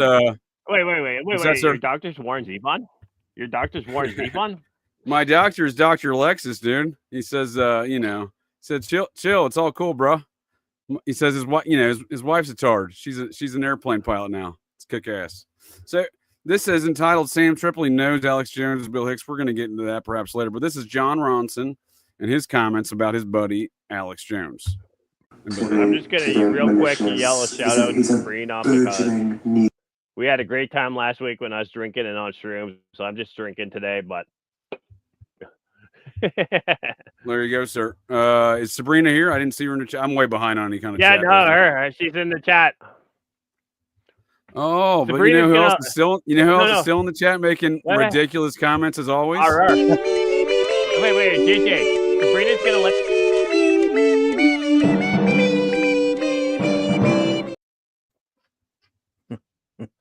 What difference does it make if Jones is Alex? If Jones is Hicks? Well, thank you, sir. At least the boys at Langley are catching up. You know, those unintelligent bastards are starting to find out. You got to hold on, sir. You got to change your game. Hold on, sir. You got to change your game a little bit, huh, bud? Hold on, sir. I'm glad you asked that question because I have an answer for you, pal. Go ahead, Jonah. No, when I was on a bunch of shrooms last week, Sabrina, I think, I might have been tripping balls, but I was kind of like, hey, you're going to get me to marry your sister because she's single and she's rich. And I'm like, hey, I don't care if she can keep her money, everything. We can be polyamorous, but I need the citizenship and she can have mine. Did the boys at Langley force you to do these shrooms? Is that what's going on here? No. Don't make me to do something right now, but this is why I don't drink. Normally, you should see when I go to the bar, I'll start with like 2 fingers in a gin glass. Out in the third glass, I just fill the whole thing and drink it like it's water. This is why I don't drink. Well, but I love it. So again, I'm often intrigued by the propagandists of various narratives trying to propagate their propaganda, and this Muppet right here, I would say, falls firmly within kind of a mouthpiece of propaganda, not of the RR variety, but nonetheless, cut from the same kind of cloth. So he's describing to Joe Rogan what purpose Alex Jones serves in his ridiculous nature as a kind of a limited hangout, and that's this young Turk motherfucker, St. Unger. Fuck Whitney conspiracy on Alex Jones. Okay, let me hear Fuck the Whitney If you were going to do a bunch of conspiracies, but you wanted to discredit the idea that conspiracies happen, you would create someone like Alex Jones who would say plausible things like 25%, 30%. Oh, shit, RR, they're onto you, bud, down at Langley. St. Unger's onto you. 33% of it makes perfect sense. And then you but he wants to watch a horse fuck at someone. Reptilians. So that people would go, oh, that's just crazy talk. This is the greatest way to look at Alex Jones. My theory is that Alex is a false flag operation. Really? Yeah. Is that a real theory? Kind of. I'm half kidding. Yeah, you say that because you're trying to fuck with me.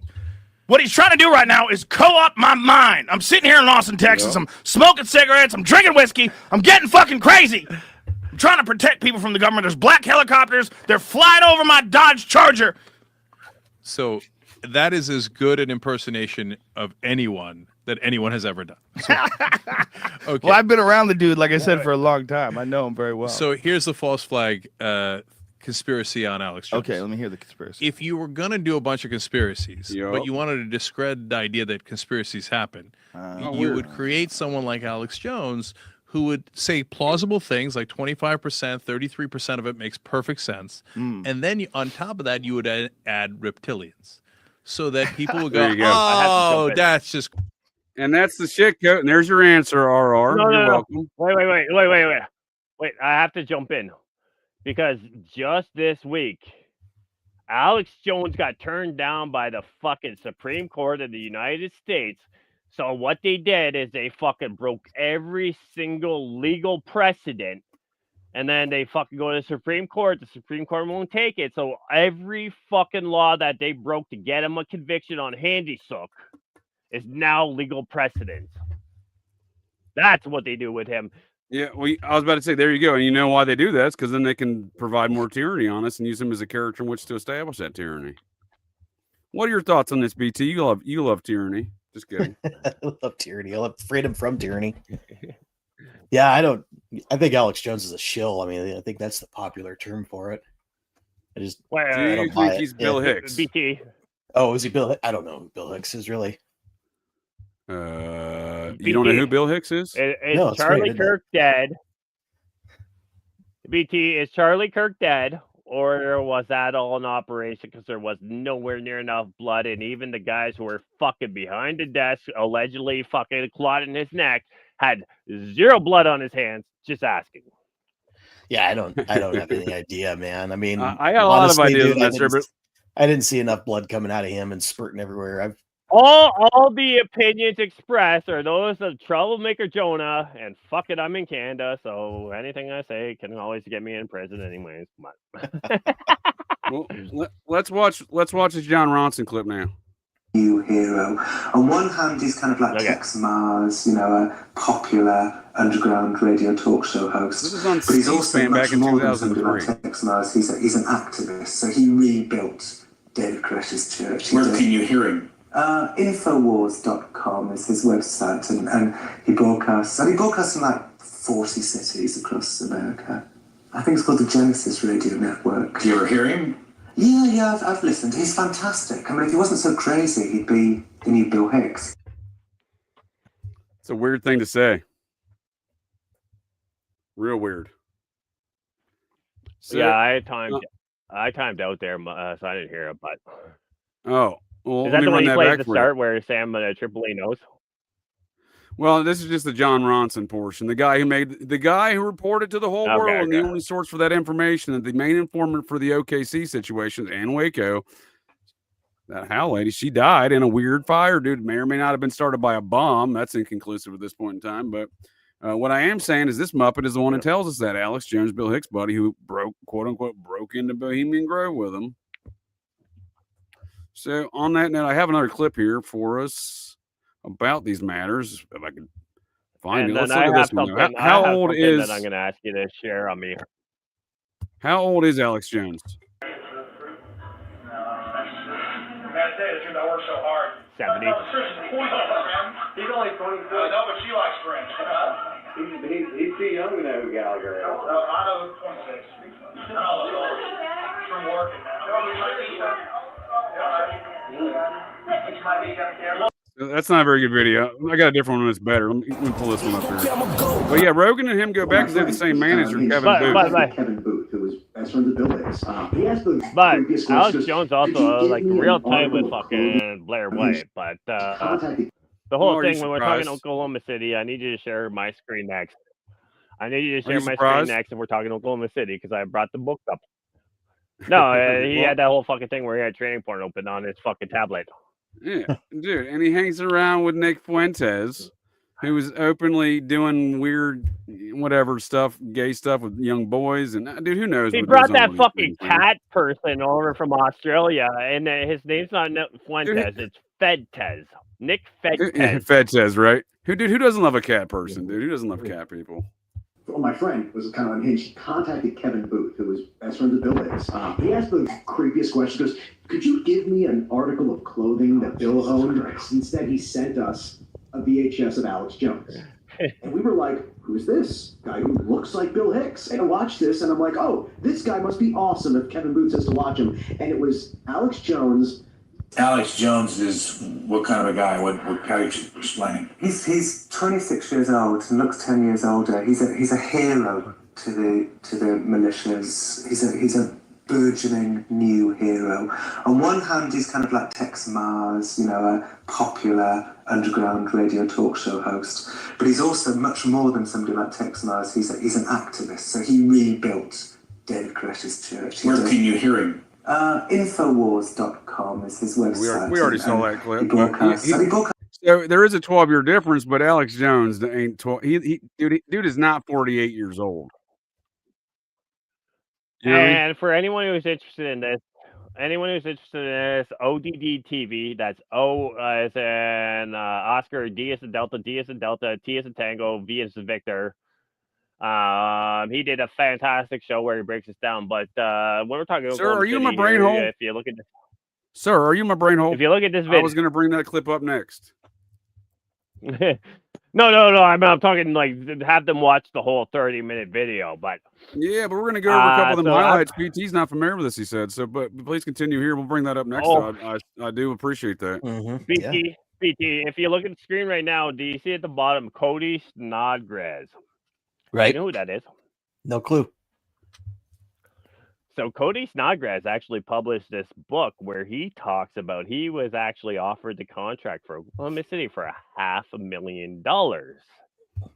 Now, what did he do before that? He was a Colby queer. Mina. It might have been a little place in Arkansas called Mina, right? Anyways. But I'm just going to do a whole thing here, and I'm going to, among the reasons why he says that they did the whole incident, I'm going to do a quick thing, Control F, and I'm going to just go like this. And Gulf War Syndrome. Oops, I can't spell because I might have a few drinks. And Uncle Ted, I mean, you're saying that I'm pretty funny when I'm drunk. I'm on my last beer, but I can go steal a bottle of sangria from my buddy, and that might be a whole other situation.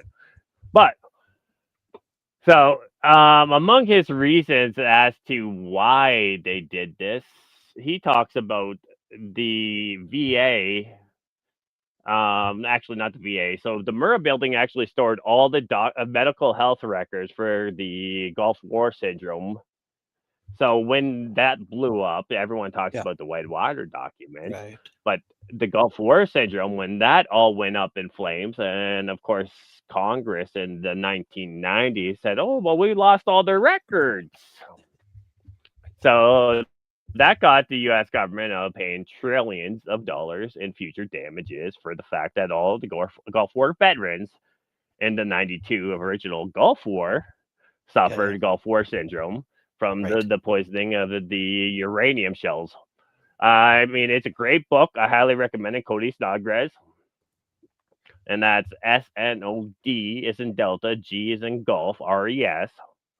It's a fantastic book. I've read it multiple times, but he literally comes out in this book and he talks about he had to meet, what the fuck was his name? His CIA handler. I think it was Henry Allen or something like that. Or Harry Allen. He talks about he had to meet him in a desert. Or not in a desert, in a forest. He had to park on the side of a highway, walk in the back there, and they're like, oh, yeah, we're going to give you $500,000 to take down the Murrah building. He's like, no, like, I have no problem doing this overseas, but I'm not doing this to Americans. And this is actually, he talks about the fact that, and this is where I found out that Merrick Garland was the piece of shit that actually prosecuted fucking Tim McVeigh, but actually made sure Andreas Stossmeyer's name never came up in the trial. Well, sir, if I may interject real quick. He also made a special trip right in the week, I think it was the week before the trial, to Washington, D.C. and a hot route back to Oklahoma before the trial to meet and confirm my records. Confirm my records, sir. Sign in at the White House to meet with Hillary Clinton. Wait. As I'm like having a few drinks here and I'm looking here. So chapter 9. And I'm just doing a quick search for Gulf War Syndrome, right? I'm just that's my search term. Can I just pull up on the screen? I'm not gonna say the vacation word on YouTube because the vacation word.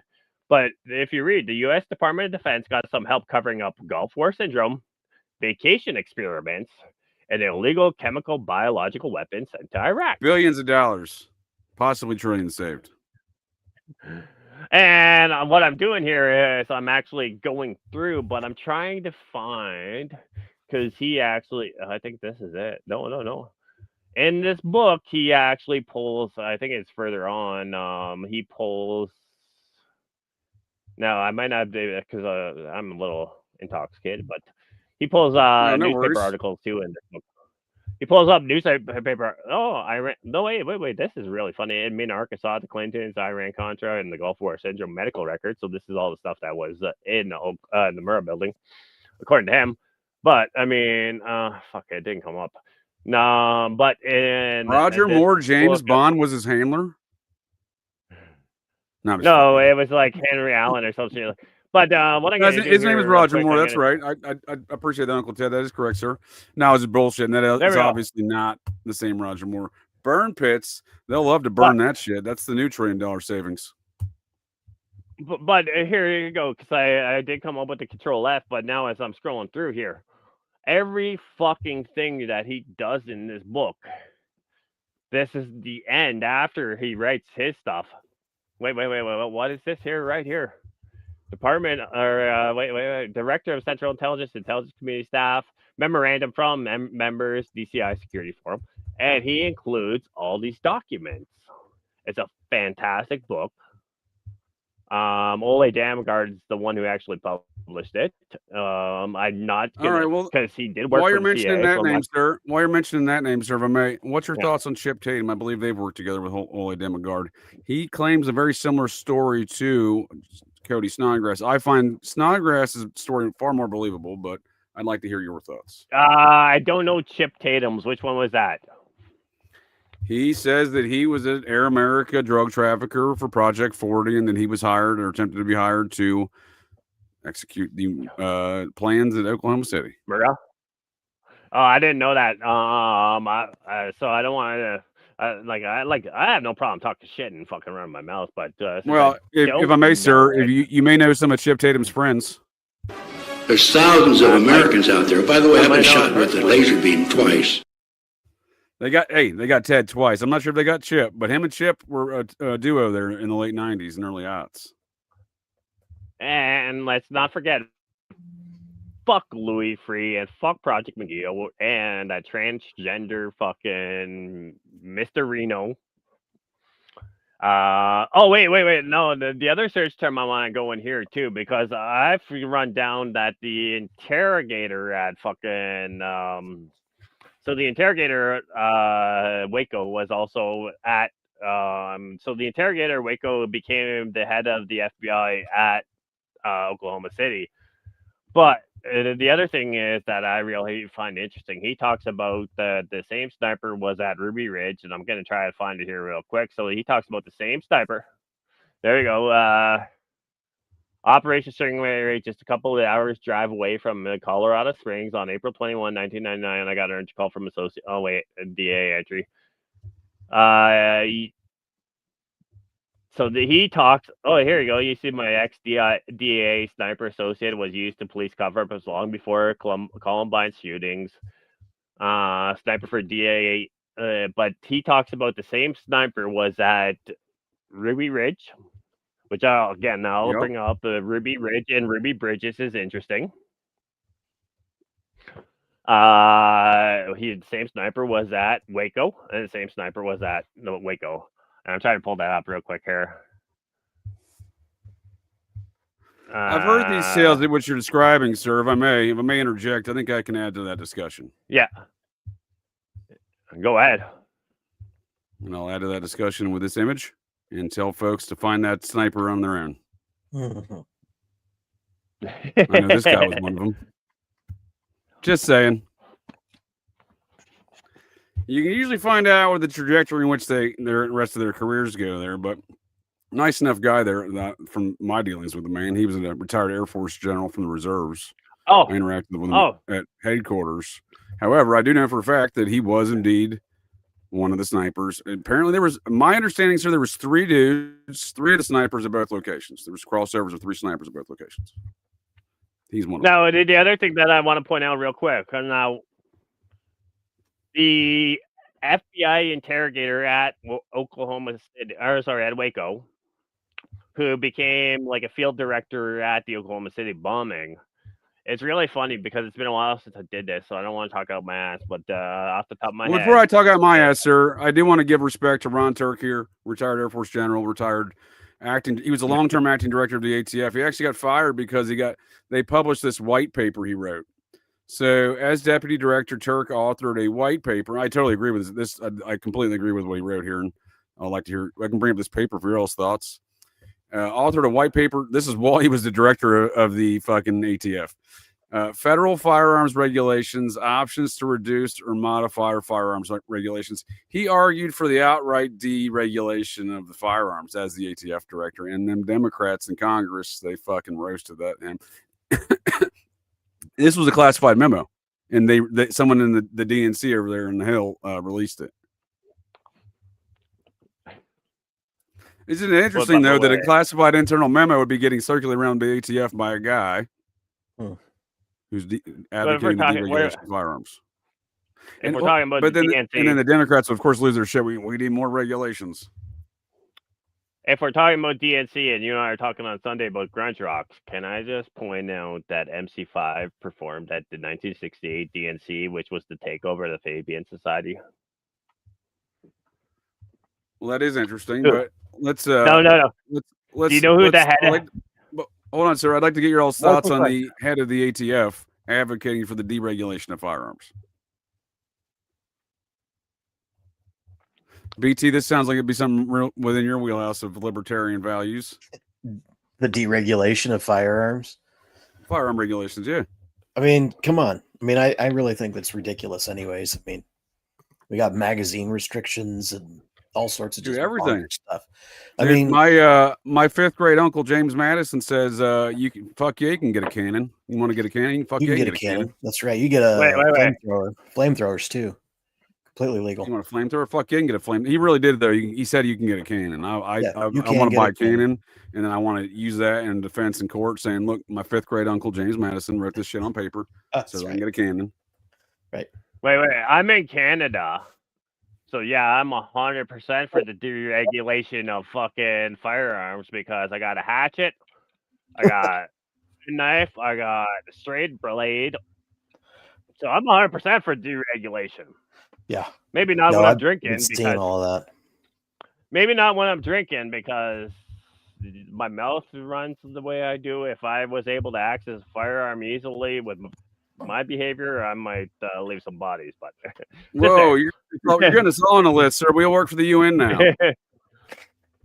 No, I tell people that I'm 100%. I believe that every American citizen should have at least something that's comparable to the United States military. I mean, every single female, every that's right. At least one cannon per household. No. Every single female should be labeled at least to own one in every household. That's my political platform, sir. I'm not the vice president. No, I'm saying every single female. No, sir. I'm not the vice president. My political platform. Don't vote for me in 2028. I want a cannon in every household. Go ahead. No, I was just saying every single female should at least own one 357 stub nose. Or at least a 38. At least a 38 stub nose. And a cannon. Yeah. And a cannon. Yeah. But I'm in Canada, so I'm fully for deregulation. These are just the 3 that are right next to me. I have all kinds of bladed instruments all around my trailer. I'm just saying, it's just unfortunate you guys can't have firearms. If I may, there were some questions previously in regards to. Go ahead. If I may, gents, there were some previous questions. There were some previous questions in regards to the age of Bill Hicks / Alex Jones and the ODD TV clip, sir, as you mentioned. Tribute to Bill Hicks, February 26, 2004, commemorating 10 years since Bill left our world, presented to the Bill Hicks Foundation for Wildlife, Jerry and Lynn Raridan, and the fine folks at Capital City, a.k.a. Laugh Stop Comedy Club by Kevin Booth, Sacred Cow Productions, and artist M.A. Hardy. The following Bill Hicks productions were recorded in this club: Sane Man, 1989, Relentless, 1991, Arizona Bay, 1992, and Ranton E. Minor, 1993.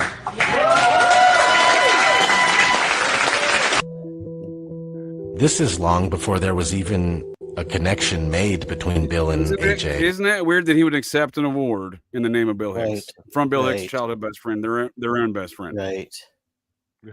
Well, I was telling Sabrina in the chat before we go any further, if Alex Jones was Bill Hicks, Alex Jones would be 63. Yeah, well, he looks like he's in his 60s, not 51. Absolutely, sir. Thank you for using your brain hole for God's intended purposes and not for an oversized paperweight, because we're about to look at the comparisons here of this alleged age action. I must bring up the fact that according to searchable birthdays of Bill Hicks and Alex Jones, there is a little over a 12-year difference in age, with Bill being older. So Alex claims he's 44 now, and Bill would be 56 right now. Let's note that here in 2018, that Alex Jones does not look 44. He doesn't look 44 to me. Also got to say that people age differently depending on how they treat their bodies and things like that. So again, just want to make a note of it because people have been making notes of this for quite some time. It is important for the viewer of this video to know that Bill Hicks is 12 years older than what his character, Alex Jones, claims to be.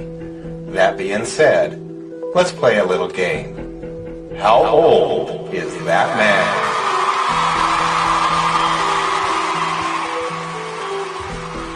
30 or 42?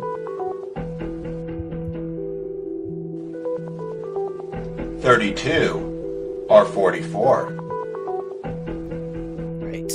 Right. 35 or 47?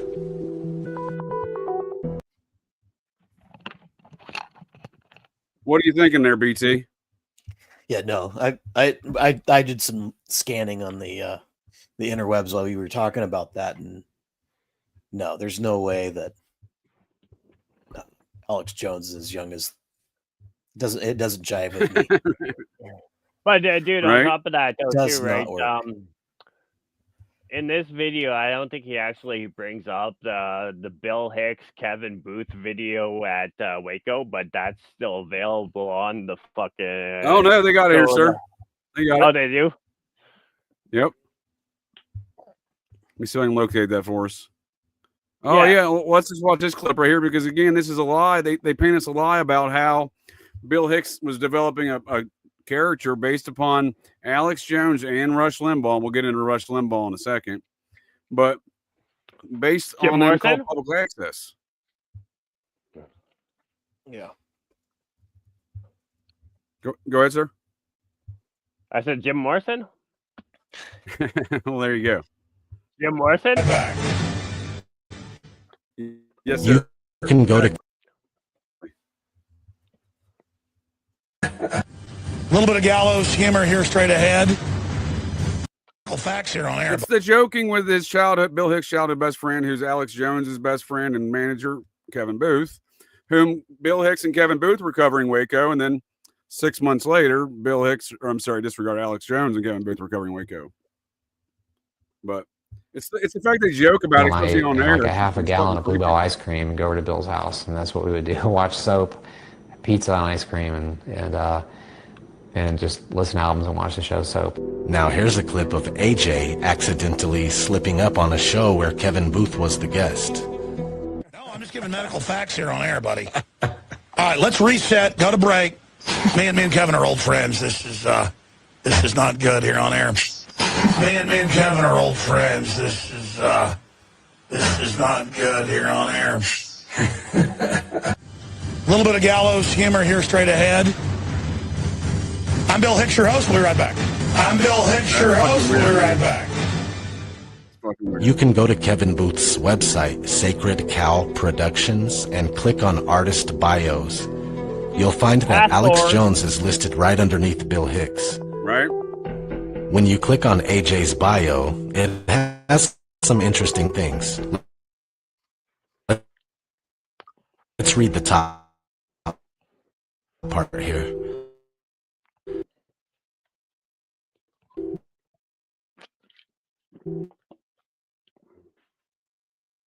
I became familiar with Alex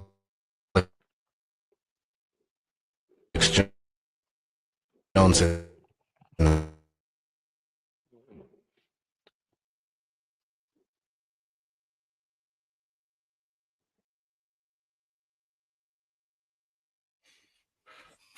Looks like JJ got stuck again.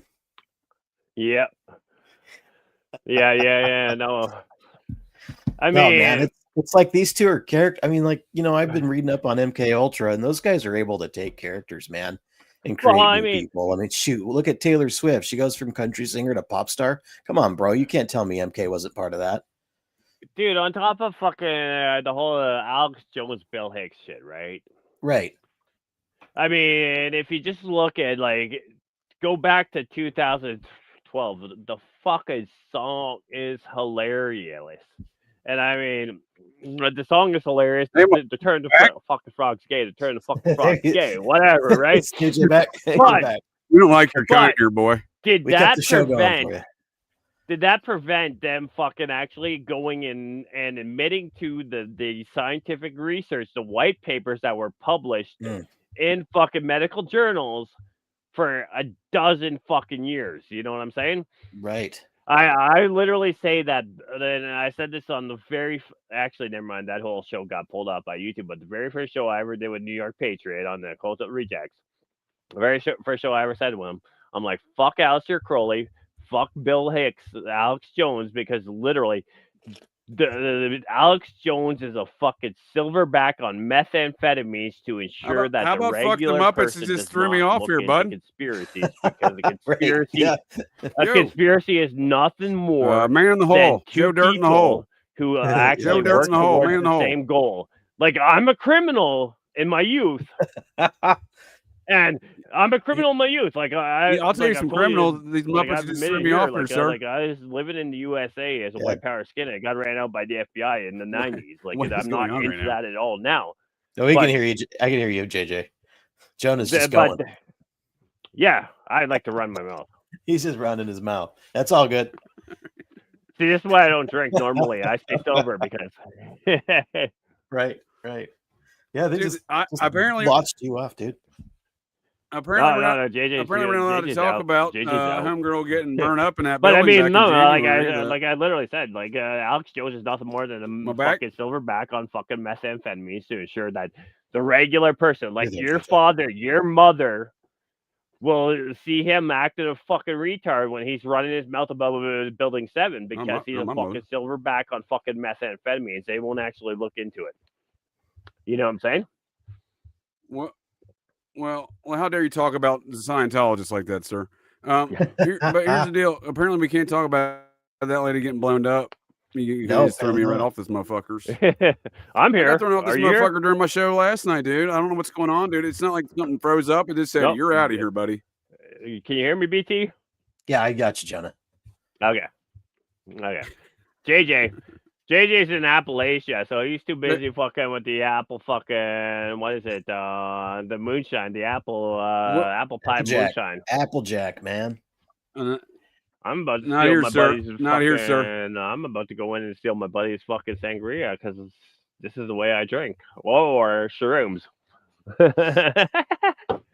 Well, since we're, I want to thank both of you gents for joining me here tonight to get a little GCD. I want to thank you folks of the interwebs for joining me and the Muppets at Langley. Hey, we didn't get into all the cognitive warfare shit I was going to do. We're not done yet, sir. We're not done yet, but we have come to the point in time where I like to play my favorite game. Who is your daddy and what does he do? You tell me, who is your daddy and what does he do?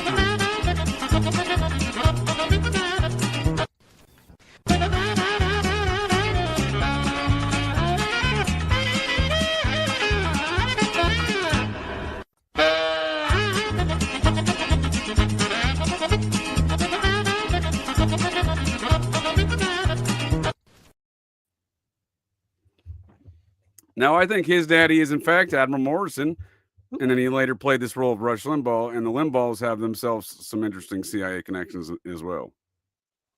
But Jonah dropped off now? Well, we got a man down. There You step up for a second. That's fine. Oh, he's back. He's back. I'm not down. Oh, he's going to grab his shrooms. Got it. Getting some refills. Getting them refills. Or sangria. Sabrina says, no way Jim was rushed, not a chance in Hades. Well, ma'am, I would have to sadly disagree. In fact, they even sound the same, strangely enough. Weird. They even use the same gold microphone. Who would have thought? Who would have thought these things? Give me 1 second. I'll bring that video up, maybe. Which Jim is that? Jim Beam. Morrison. Jim Beam. No, I got a video here somewhere. I thought I had a video here somewhere. Yeah, dude. He even uses the same gold microphone as Jim Morrison. They look the same. No offense, Sabrina. I'm just saying. Yeah, I just think if you look at the known knowns of it, you will. There's a lot to be said about it. And one of those things that to be said about it is he does look. I think he looks a lot like his dad, General Morrison. But I do think that he later played the role of Rush Limbaugh. Tonkin? Gulfs, yes, sir. Golf of Tonkin? Remember the name? This is, yes, sir. So this is allegedly Rush Limbaugh's father. He was his daddy. And again, he's a very interesting character, but nonetheless, he don't look a bit like this man. So, but he does look a lot like Admiral Morrison because he looks exactly like Jim Morrison. So there you go with that. But let me bring up that picture here I got from the video, and we'll look at it. We'll look at it some more here. But what were we saying, sir? Oh, I was saying Golf of Tonkin. Remember the main. Absolutely. Well, if you talk to RR channel, the Gulf of Tonkin never happened. Bill Colby didn't do it. Jim Morrison's dad's innocent, and so on and so forth. Them Langley Muppets can go fuck themselves. But so here's one of the last known pictures of Jim Morrison. The only two folks to confirm his death is his witch girlfriend, true story, and a French doctor that no one can find, and apparently doesn't exist. I wonder if RR even knows about the USS Maine. I don't know if RR can remove his Muppet brain from his Muppet ass so far out of Langley even to understand north from south. Nice. So, and one of the last photos of Rush Limbaugh. I'm sorry, Jim Morrison. Mm-hmm. And in fact, Jim Morrison would describe on a nighttime television program interview circa 1967 when asked the height of his career, when asked, where do you see yourself in 5 years? He says, I hope to find myself disappeared into corporate America. Well, that's a weird statement from the rock god, as he would put it. His statement, not mine. Right? Isn't that strange? Well, I mean, let's be honest. The whole Jim Morrison, the Doors thing, it just reminds me of the Beatles, the Tavistock, and then you have you have that piece of shit scumbag Oliver Stone make the Doors movie, who also Oliver Stone just happens to go to fucking Russia to interview Putin to do the Ukraine on Fire movie. Get the fuck totally coincidental. How about euthanasia update?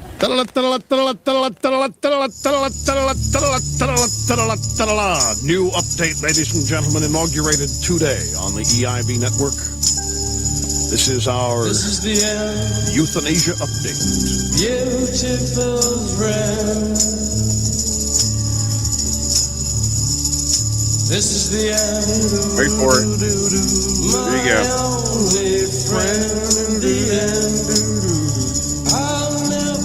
This will be a short one, so we'll be ready on the close. This is the end. Hey man, Jim still got them vocals, man. Jim still got them vocals. And speaking of that Charlie Kirk situation you were talking about, sir. Huh. The Muppet world gets stranger, does it not?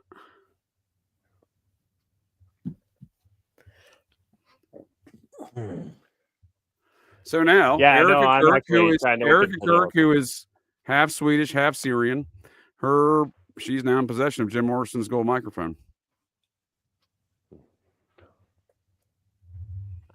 Would you believe that Jim Morrison, a.k.a. Rush Limbaugh, was likely a member of the Society of the Cincinnati via his father, being hereditary member there? Would you also believe that Erica Fronsvy's grandfather, paternal grandfather, who seems to have some OSS connections from his World War II service, was knighted by the King of Sweden, a member who is also a member of the Society of the Cincinnati?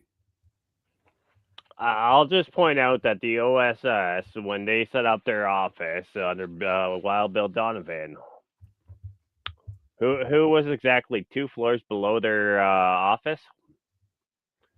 William Stevenson. William Stevenson, a man called Intrepid, who was actually a Canadian spy, but he was really MI6.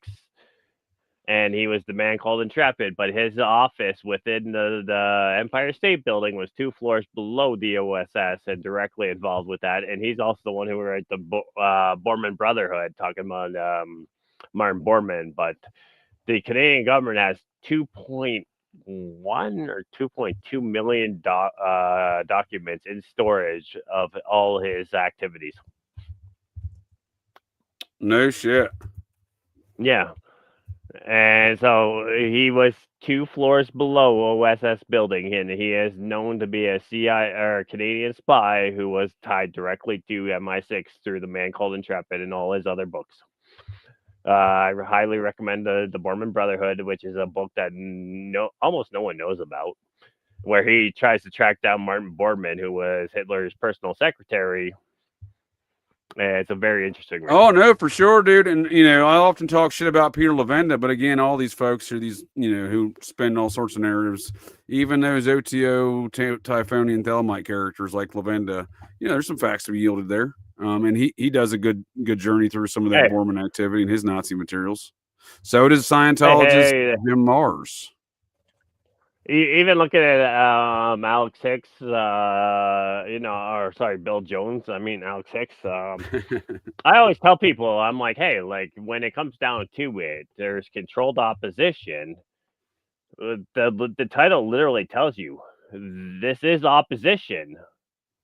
You need to spot the control. No, for sure. Absolutely. No, you're spot on, sir. And yes, ma'am, to answer Sabrina's question, I do talk shit about Levenda. He knows a lot more than he's let on. I'll just put it that way. I talk shit about a lot of things. I'll give you one notion that I have. It seems to be the known knowns of the situation would indicate that the very likely intersection between David Berkowitz and Michael Carr goes through Andrew Pratsky. That is the Wandering Bishop BFF of Peter Levenda. And high school classmate of David Berkowitz. In fact, they ran in the same circles. Peter Levenda was in that same police academy, little police troopers high school unit as Berkowitz, and would go on to do a lot of weird things like become friends with John Podesta before he invaded that Nazi compound at Colonia Dignidad in 1978. Weird timing for this man to do all these things. Very prolific man. He does a lot of things that Levenda. Where's Roy DeMeo come in? That's a great question, sir, because what is this guy doing working as a police auxiliary for NYPD during this time, right? That's what I'm saying. He has a lot of answers and a lot of questions. He don't say a lot of these things. I'm not saying he has to. I'm just saying it's weird. It's weird the narratives he does talk about and the weird the narratives he doesn't talk about. I like his books. I'm not saying that.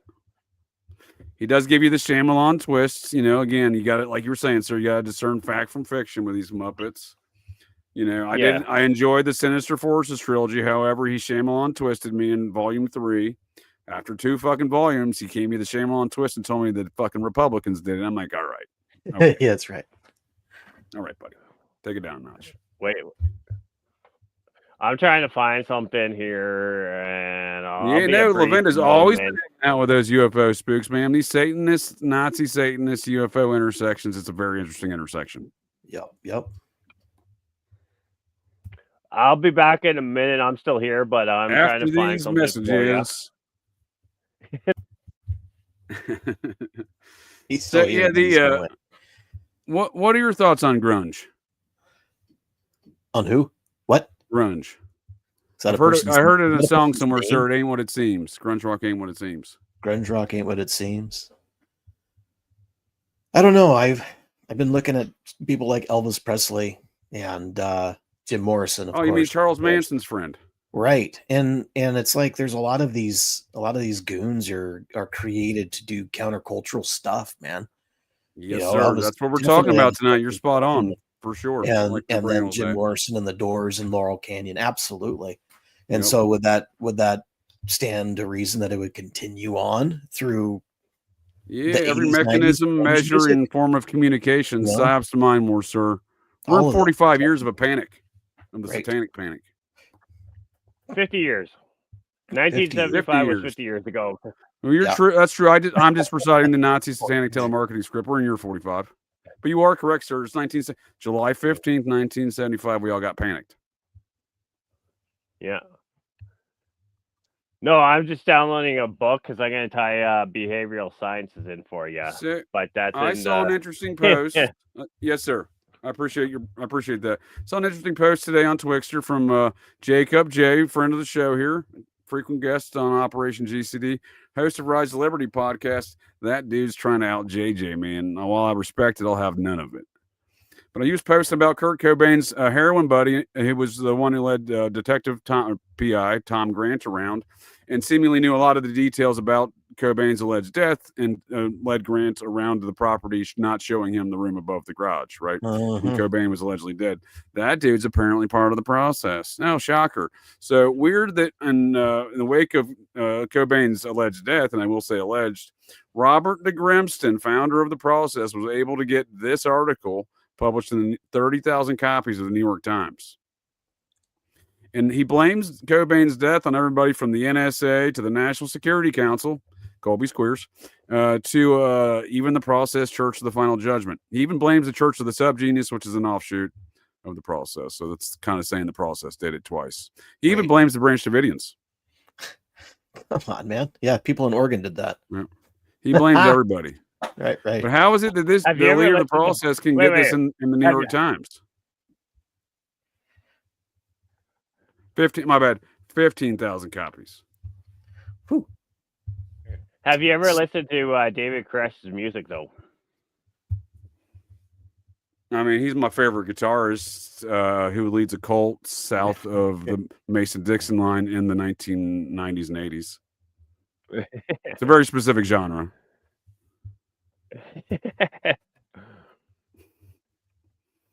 So I came across a very interesting. So yes, sir. In regards to these matters of grunge, we're doing a little grunge horror. Smells like Laurel Canyon. That's where I apply the salient characteristics from Dave McGowan's weird scenes inside the canyon to the Laurel Canyon scene.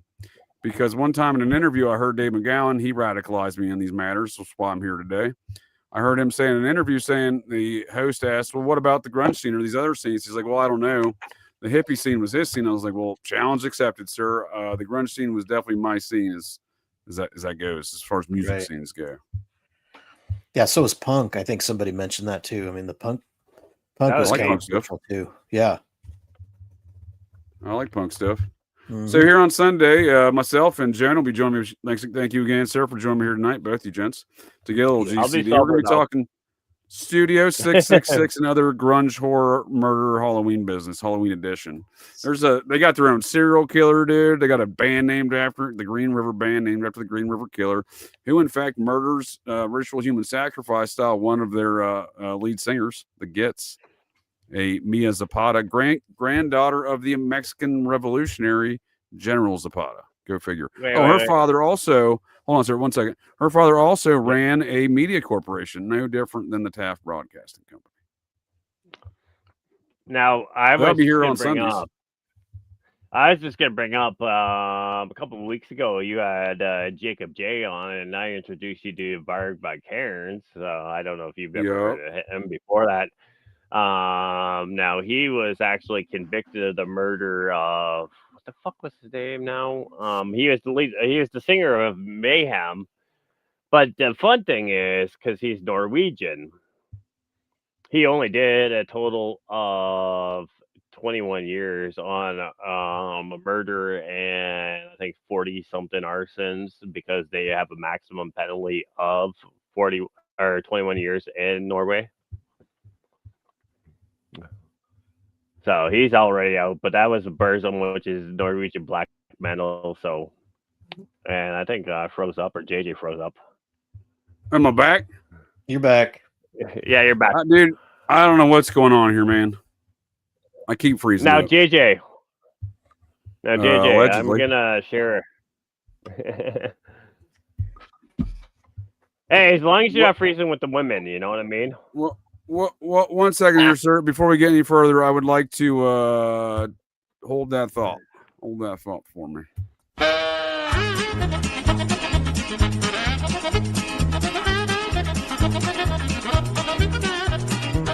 Does crack cocaine make you act any differently? No. Is it safer than alcohol? Probably. People think of crack as being dirty. It's the exact opposite. Cocaine is a hell of a drug. Well, the only difference between crack cocaine and cocaine is sodium bicarbonate and water and heat, literally. That's it. And those things are pretty much free if you go to like a science store. This is free.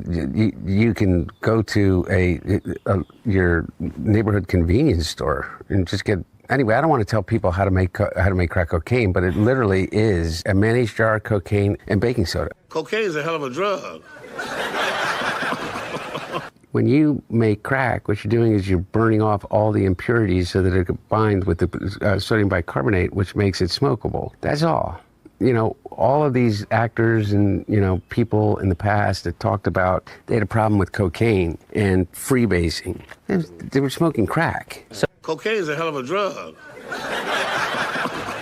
anyway, my point about it, your point about it, which I think is true, is that there's a thing about crack.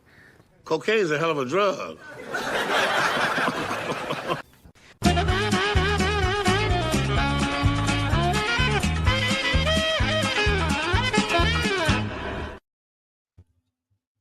Cocaine's a hell of a drug.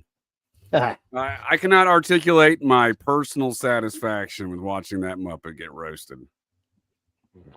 Well, I'm not going to decide to journey us on in my Air Force histories or tales of garbage can dudum. But yes, JJ. sir. Hold on 1 second, sir. BT Wallace, sir. I appreciate you joining us here tonight to get a little GCD. Yeah, appreciate your You got any time, man. plugs Yeah, you for us? got Truth and Shadow podcast, truthandShadow.org, Truth and Shadow podcast on every platform, including Amazon, YouTube, etc. Audio only. I don't do video just yet. But anyways, thanks for the time. Next sir. week Well, I'll thank you be for joining us. interviewing Heidi. Heidi's going to be on my show. I'm going to be interviewing her next week. That's going to be awesome. Cool. Heidi Love. She brings some awesome stuff to my brain all the time, sir. I look forward to hearing that interview. Cool, man. Peace out, guys. But when am I Hold on, sir. Hold on, sir.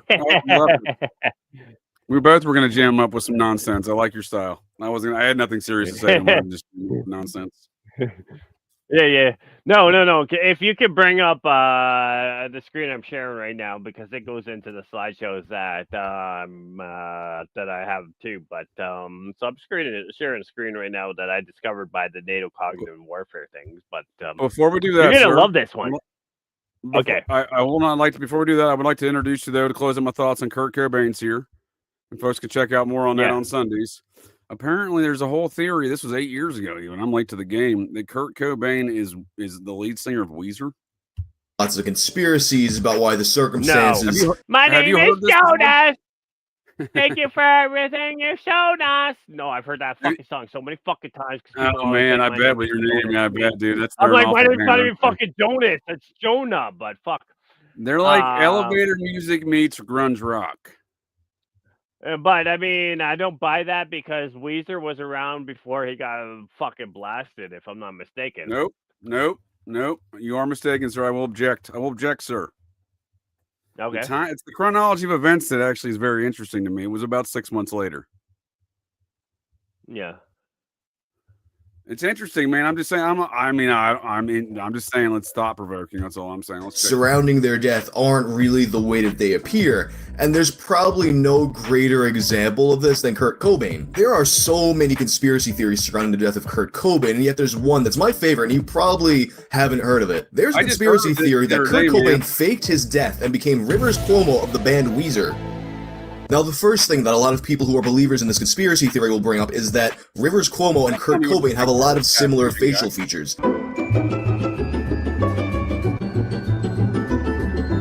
You think of Kurt Cobain, he's kind of got like these rugged bad. I gotta interrupt this. He does an entire 20-minute interview. Rivers Cuomo does, pretending that he did fake his death as Kurt Cobain. Wait. This is how he did an O.J. Simpson. If I did it, this is how I would have done an interview. I'm not, dude. It's fucking Looney Tunes. Listen, the whole thing. Life. We live in a fucking Muppet world, sir. Wait. Are you saying Cuomo like fucking Mario Cuomo, like Fredo Cuomo, like fucking Andrew Cuomo, or precisely? Yes, of the same Cuomo kind of clans. Yes, sir. Makes well, that was probably his name all to begin with, right? It adds a different factor to that equation, does it not? Get the fuck out of here with that. I'm just saying. Would you believe that same Cuomo family? Would you believe that same Cuomo family has been long rumored, and there is some circumstantial evidence supporting which, made members of the Colombo crime family? Yeah, that's no doubt at all. Like, I mean, fucking, he was the mayor of New York State. He was definitely tied to the fucking mafia. Did you say mayor of New York, sir?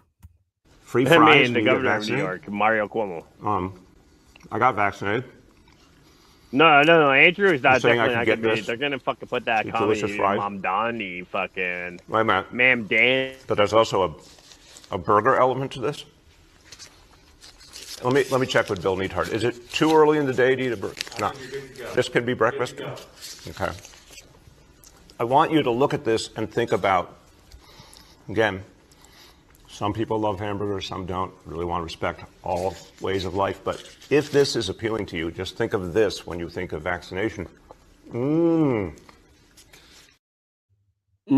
Vaccination.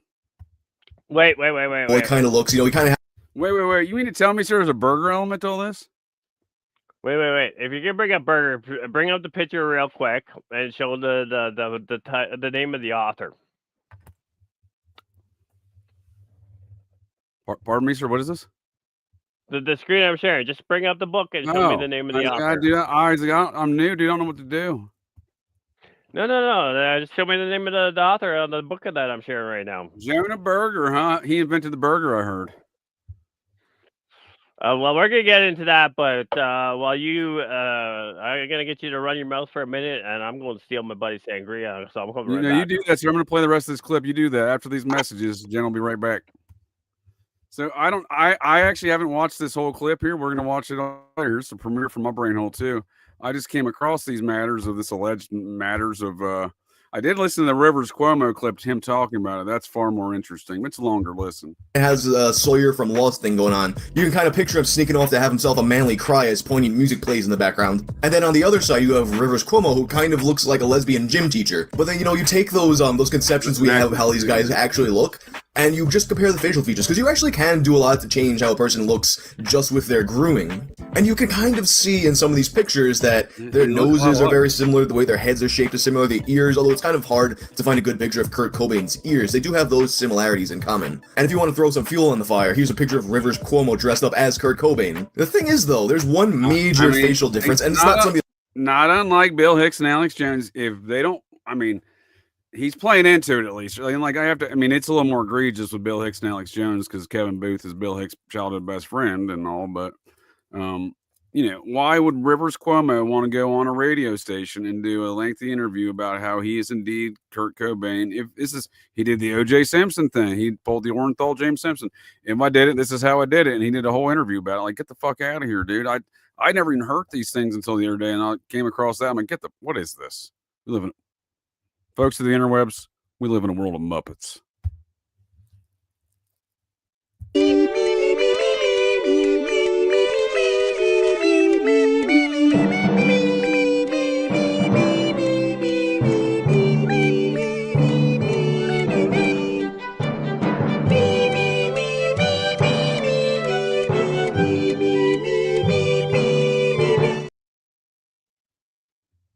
So, Kurt's dead. There's not a lot of evidence of that. Not a lot of evidence of that. In fact, the only evidence they used to identify the man was the fact that his wallet was open with Kurt Cobain's identification in it.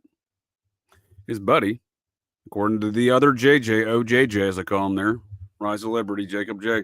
He was just posting some shit today about how the only man to see there, the witness, that is that man Dylan, I forget that Muppet's name, Dylan something. The one who led the PI hired by Courtney Love around the scene with it, forgetting to show him the garage or the room above the garage. And allegedly, Kurt was dead there at the time. But again, there's not a lot of information supporting these claims. It's interesting. Because again, it's interesting the whole grunge scene altogether. Grunge rock ain't what it seems. It has all the hallmarks of the weird scenes inside the canyon, includes some of the same Muppets or the children of those Muppets, and doing the same shit. In fact, isn't it weird that in the year circa 1660, Kurt Cobain's ancestor Cobain, Chris Cornell's ancestor Cornell, and Eddie Vedder's ancestor Vedder all fucking knew each other in New York City? It's fucking weird.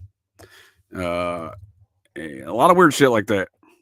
Oh, welcome back, Troublemaker Jonah. Wait. I mean, All I heard. Wait. All I heard was 1660, which talks to me. 1666. Sabatine Zevi. Yeah, I was just doing some other 1666 stuff today, though, but that's a good point. I'm just trying to remember what I was doing, searching through my brain hole for the other 1666 stuff.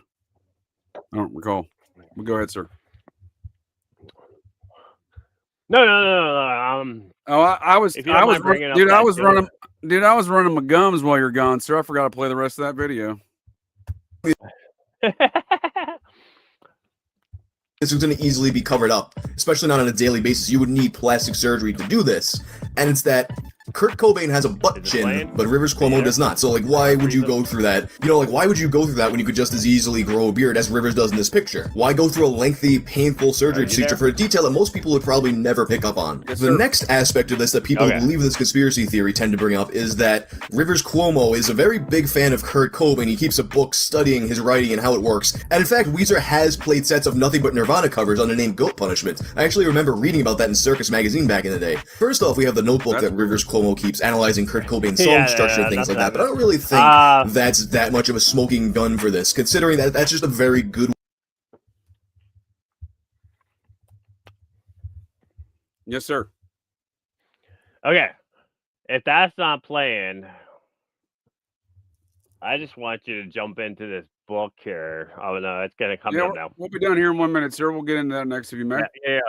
No. The video comes up now. To become a better songwriter. And I say this as a musician. There's definitely songs that I've looked at and been like, wow, like I really like how this song works. And you know, you sit down, you learn a song, you change a few notes, you change a few parts, and like you basically break it down until you understand why the things you like work the way they do. That's a very common approach to becoming a better songwriter. I actually highly recommend that. As for Goat Punishment and the Nirvana covers, a lot of people are quick to say, I don't know, man, Rivers Cuomo, he does that Kurt Cobain but a little too good. His playing is a little too dead on. And like that to me makes me say, you know what, like Nirvana songs are not hard to play on guitar. Like, if you've been playing guitar more than like 6 months and you can't play Nirvana songs, you should just throw your fucking guitar in the garbage. That shit's for beginners. You know, that's true. The entire Nirvana sound and their image is stolen from a guy by the name of John Wayne, not the actor, but a Texas musician out of Los Angeles. Dave Grohl. Yeah. Well, yeah, grunge didn't come from Seattle. It came from Texas. No, I came from Alistair Crowley. Like, doing a set of Nirvana covers should not be that difficult. However, there is one aspect part of it that people... You are correct indeed, sir, because Timothy Leary was heavily involved in all these things, and he himself would say that he is the... I want to say he claimed to be the reborn, you know, whatever these assholes think they are, because I think he was born before Crowley even fucking died. Fuck him, whatever. Point to that may be a little bit more convincing. I don't know. It's very subjective, and the recordings aren't that great. He claimed to be reincarnation of Alistair Crowley. I don't think the fucking math works. Fuck these Muppets. People say is that the timbre of Rivers' voice in these covers, as well as his guitar tone, are just way too similar to Kurt's. I'll let you be the judge of that. Here's a Goat Punishment song compared to a Nirvana song.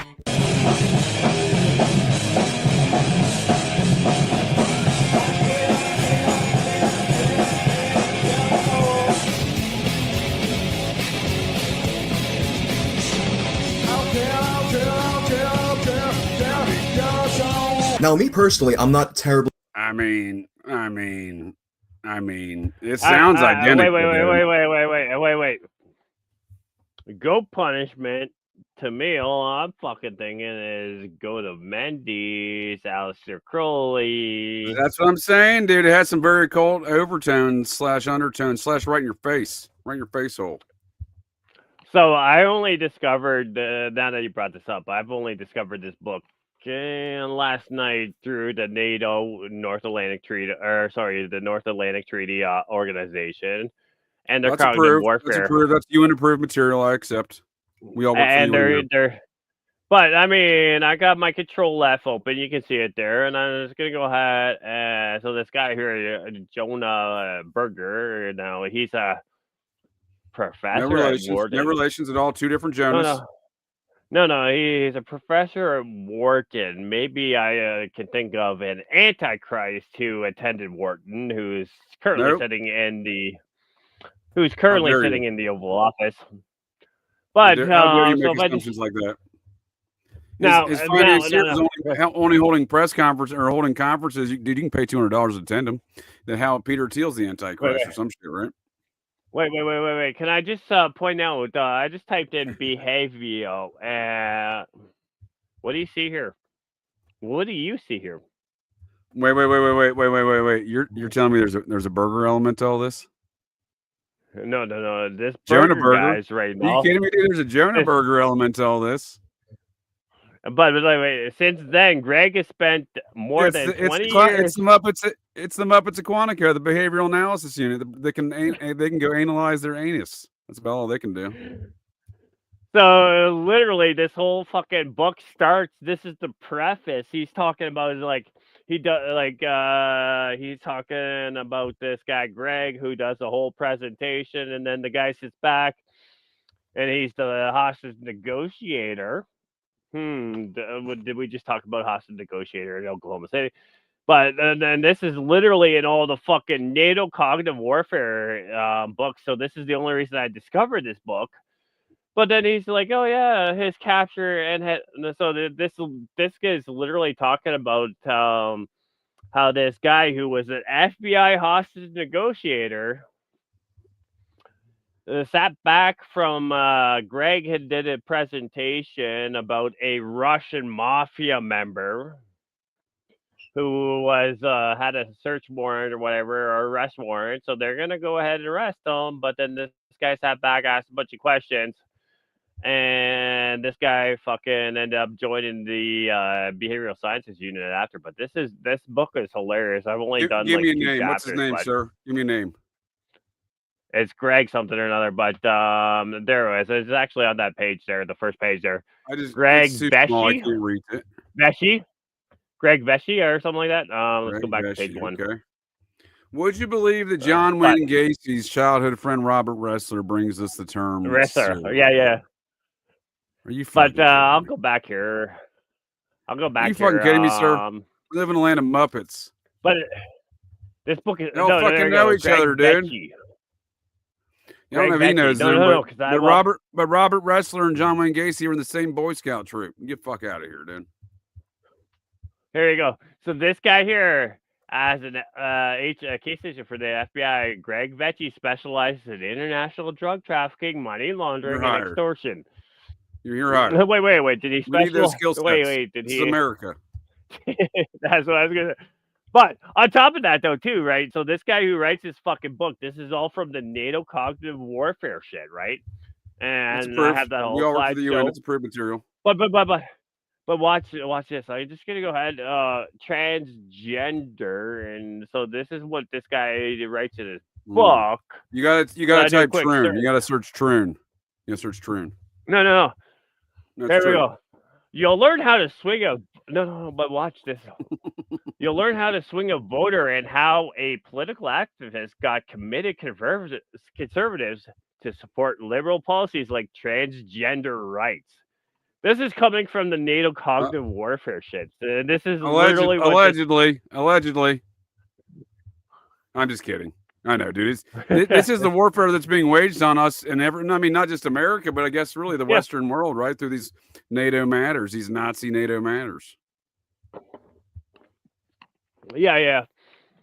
But having said that, I still have that whole slideshow about the native cognitive warfare shit. Boom. Let's do it. I love you, but I can't relax. I'm wound up 100,000% of the time. So let's go ahead and get that 60% open of the time, Sarah works and- every time. Well, I'm off the walls all the time. But let's go ahead here. I'm just getting the right screen to share with you.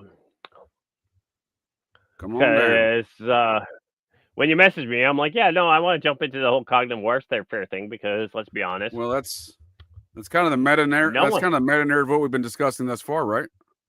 Yeah, but no one really All jumps these into the psyops, whole cognitive warfare, man. It's warfare on a different level, on multiple. But what levels. I'm getting at is no one really jumps into the whole. Level. No one really jumps into the whole cognitive warfare aspect. Jump of it, on in, man. Jump on in. Get your feet wet. So yeah. So when I jumped over, so in 2022, I think it was, I got the screen open now. Oh, my bad. Oh, you're waiting on me, dude. My bad, dude. I'm in Muppet world, dude. Okay. My apologies. So the first time that I did a show with Nick, New York Patriot of the called Rejects a long time ago. It was called Cognitive Warfare, and I forget the other person title. But anyways, when we did it, I did all the research, I did all the screenshots, and then literally YouTube's like, it doesn't get a strike, it doesn't go get DMCA, but you can't post it on YouTube. It's 100% private within 24 hours. But the reason I got so interested in it is this picture right here. So cognitive warfare. And this piece of shit, Francois. So this was on NATO Canada. Fucking Muppet. Francois the Muppet, huh? Francois de Clerze, or it's some French name. But even if you look at it here, if you look really close, what do you see there as far as the center of the picture? It's your brain. Survey says an ear hole. No, it's your brain dressed up as a grenade. Oh, you're telling me this is one of those Ronald Reagan tricks. This is your brain on drugs. Is that what you're telling me? No. This is your brain is the battlefield, and NATO has all kinds of documents on it. You can go into the Brain Initiative, which was funded by Obama. You can go into the Human Brain Project, which is the project of the European Union, or the China Brain Project. So all of them came out in 2014. This is all continuation of MK Ultra, MK Naomi, MK Search, etc. But this picture is really interesting because they have the brain set up as a grenade, and it's like, if you look around it, it's information data, cyber, NBIC, which is neuro brain interface control, I believe it is, neural weapons, decision making, cognition, trust, the advent of cognitive warfare. So this is just kind of the whole details of. This is the whole details of the cognitive warfare plot as far as data goes. So I'm actually going to go full screen here. And so is this being implemented through electronic warfare, like frequencies and shit? Do I need to go put some sort of tinfoil stuff on my headband? Well, I mean, you could go into the ATIP documents, and they do advise that the ATIP documents, and that's AATIP. They do advise that. Dude, that's the Mormon ancient alien cargo cultists, sir. What are they advocating? Yeah. No, it actually does say that tinfoil does prevent the frequencies, but this is completely different. If you look into the origin story, man, there is some interesting details around what you're describing, but these things are matters. I don't think people quite understand this electronic warfare. Yeah, no. We're gonna get into some of the fun stuff with this here, but even here, so I went to this next one. This is the document June of 2020 with Francois de Clozel. So that's that scumbag fucking Frenchman who was on the previous slide. So I'm just gonna skip over that one. French Muppets, continue, please. Now let's get into the whole fucking man. Society of Cincinnati, Let's do Quebec, the Louisiana Purchase, Angle Let's purchase some Inlet. Louisianas. Let's do it, sir. I mean, if we're gonna talk about the bourbons, there is something seriously. They're back. Rex Diaz. I'm back, and they're back. There's something King seriously. Louis descendants making comments about coming back to the throne, my man. The Cincinnati will rise again. I'm pulling a Confederate move here. The Cincinnati will rise again. I've met some of them Confederate will rise again motherfuckers. I'm not a fan. I'm just not. They're just. No, there's something kind of people. Like I'm French Canadian. I'm not at all either one of those things. Actually, I am I'm distantly French. Like my mother's father was named Olivier. So I'm French Canadian. His first name's Rene. So I have French blood in me, but and then there's something seriously about wrong with the French. I agree with you. No, I'm not even saying wrong with them. My bad. I'm saying there's something seriously connected about them. If you look at it, even like the Cathedral did the note at them, right? Where the Muslims fucking burned that white cathedral down. Like, and that Muppet in charge over there, his husband, man, wife, father, wanted to put an actual giant dick statue with balls, not an obelisk, an actual golden dick and balls, as the spire of the new Notre Dame Cathedral. And I mean, and that ties into the Templars. That ties into because they were involved in the building of that. And now I don't necessarily. Sir, I respect you for using your brain hole as God intended its purposes, because you are correct. The the treasurer of the Templars, the Council of Clermont, is the man who was the man of the cloth there, one of these at the Notre Dame Cathedral. Oh, no. You know your history, sir. I'm 100% against the Templars, and we can have that conversation another time. I'm 100% against the folks who bomb Templar shit. So do you recall those Muslim fellas running around burning that motherfucker down? You remember those videos? Yes. I'm not saying they were Muslim. They were dressed as Muslims. Yeah, no, and again, too, you look at that motherfucker, like, as far as that, like, I mean, you can talk about the La Familia Sagrada, whatever the fucking, and that motherfucker Dan Brown who, like, wants to take fucking goats up his ass or whatever, like, with all his fucking bullshit. I heard he's into that. I'm just, but as far as that, he wants to blow smoke up the ass of the La Familia Sagrada, his new book, The Secret of the Secrets, and he talks all the shit on, like, I'm anti-Templar to myself, but, you read his fucking Da Vinci Code or whatever, and there's something about him too, right? But let me ask you this question, sir. Are these the ideas of the Vatican's ideas of the Templar? Is that what we're talking about? No, I'm not about that. So we'll have that. We'll have that whole conversation on another show because I'll go full on you, sir. I'll go full on with you with it, and that's a whole other show. But I'm just saying. Let me ask you this question: do you ever find yourself in the south of France? Bordeaux? Oh, no, I've never been to France. Yeah, me neither. However, if you ever find yourself in the south of France, you let me know, sir. I have a nice apartment there. You're welcome to stay at. I'm not staying there. I didn't rent it. Somebody rented it in my name. I get the lease. I get the monthly bill. I'm not paying for it. Somebody else is paying for it. I couldn't fucking tell you, dude.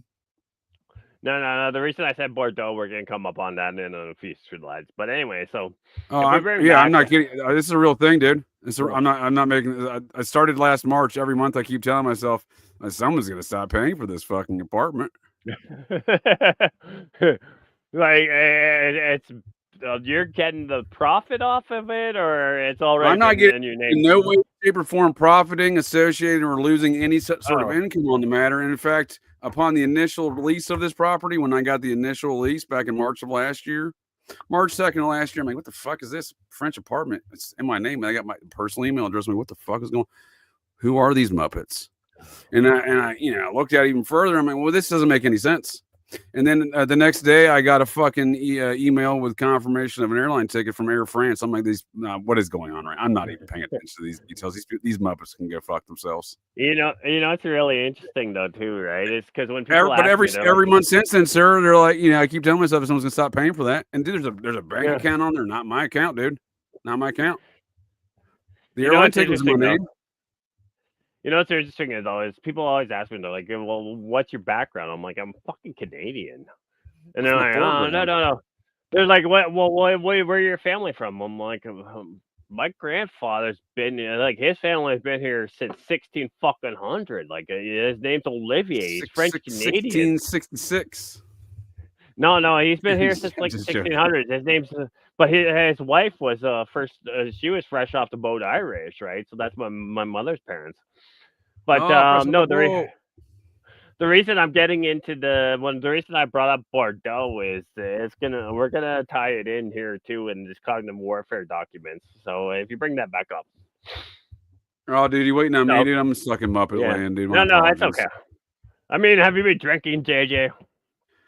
Dude, when have I not? Actually, I haven't had a drink in many years, my friend. But I do. I used to drink a lot. You know, there's a few things I do enjoy in life. I know.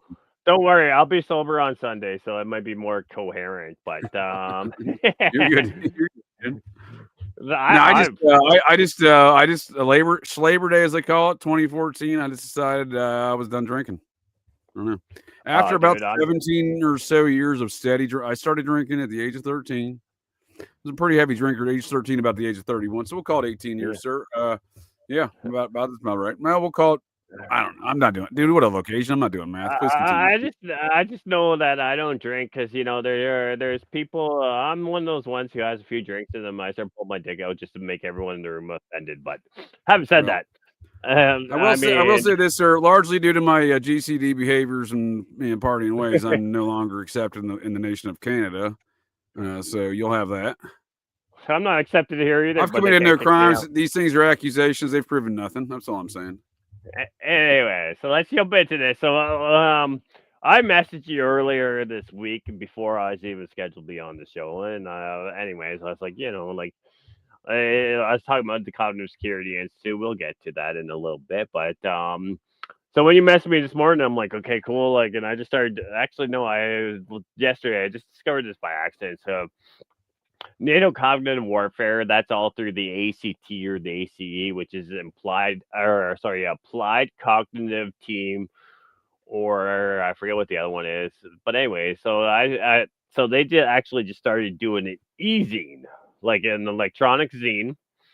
And I've just cut the 2 pages together here, well, because I found it's really interesting. So if you look here, they call it easy NATO Cog War Perception. And of course, they have the winged hat of fucking, Hermes, or is it, shit, I shouldn't have been drinking, but I think it's Mercury with the winged hat. Oh, man, I'm not good with my Roman and Greek gods, buddy. I apologize. We'll call them Nike. Let's call them Nike. Yeah, Nike. So you see here, welcome to the first issue of Perception ACT's monthly digest of all things cognitive warfare. So this is literally NATO's publication that they're going to start doing every month. So having said that, you go over here, they show you all the events that they're running every month. Yeah. Then you go next to the research, and we'll just look at the names. Of course, I've given JJ the links. And having said that, you need me to bring up some links? Is that what you're saying? No. I've given you the links, so they should be in the show notes. If not, I can. Having said that, though, you'll see here research, and it says the ins and outs of cognitive warfare. What's the next move? And then it gives you link to the article here. Russia, AI, and the future of disinformation warfare. Russia, AI, and the future of disinformation or warfare, because USA, NATO has never done any disinformation. Dude, folks think that Russia's way behind shit, dude. Like, speaking of shit we were talking about, sir, earlier, Kazakhstan, and I think the cognitive warfare and psychological operations that convinced folks Kazakhstan was the slumlords via Borat. Can you? I mean, let's be honest. Real quick, can you bring up that video that I shared with you about the Pope's visit to Kazakhstan? I'll yes, hold. Sir. Yes, sir. We'll do. And in regards to my thoughts on that, is 1975, NASA began shipping all of our space missions since 1975. All those space Muppets have launched out of a spaceport in Kazakhstan. And if And you believe the our official NASA narrative, guys. Go ahead. Go ahead. No, I was gonna say if you believe the official narrative, all the babies in fucking Kazakhstan are radioactive, and they come out with fucking 18 toes and fucking 14 fingers. Let's start a new official narrative. That one sounds ridiculous. No. Like literally, if you look up Kazakhstan baby deformities, that. So Kazakhstan is where Soviet, the USSR tested all their nuclear waste. So the official narrative is that all the babies that are born there are all fucking. Right. But sir, it's not a slumlord, right? You know what I mean? That Borat shit was propaganda. You know what I mean? Am I back? Ah, it's sons of bitches. This is ridiculous. Formed like it's. Is this thing on? Fucking Simpsons episode. I'm back. Are you back? Am I back? Oh, you're back. I don't know what's going on, dude. I was lost there for a second, to be quite honest with you. Well, I don't know who's back. We're back. They're back. Check this out, though. Check this out, though. Kazakhstan's never been a slumlord, dude. They've had the world's most elaborate advanced spaceport since 1975, according to our Muppets and NASA. Have you looked into sauna? Have you looked into a sauna? I dare anyone. I don't know, dude. My shit's getting real janky at the moment, sir. It's getting real janky. What were you saying?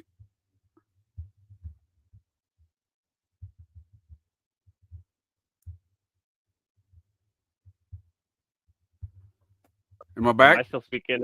I don't know. I think we're both freezing, dude. Yeah, no, because we're talking about Kazakh. So I dare anyone. I'll go ahead and do it. I'll do it phonetically. So I dare anyone in here to go ahead. Yeah, dude, spell it out with sign language. That way, those Muppets of Langley can't stop that, right? Yeah. No. I'm gonna go ahead and say I dare anyone to go onto YouTube, type in Alpha Sierra Tango Alpha November Alpha. Which spells asshole. What does that spell? Assholes? What does it spell? Spell stuff. What does it spell? I keep cutting out. I can't hear things. I got like every other letter. It's like that Alpha. scene out of Wayne's World when they're ordering fucking, donuts and shit, and he's like, oh, you heard everything. It's Alpha, Sierra, Tango, Alpha, Yep. November Alpha. And just I don't know. It cut out again, sir, but I'll give it to you in the private chat. All I'm saying is anyone. I'll give it to you in the YouTube chat. Here we go. Use it. Yeah, use Morse code.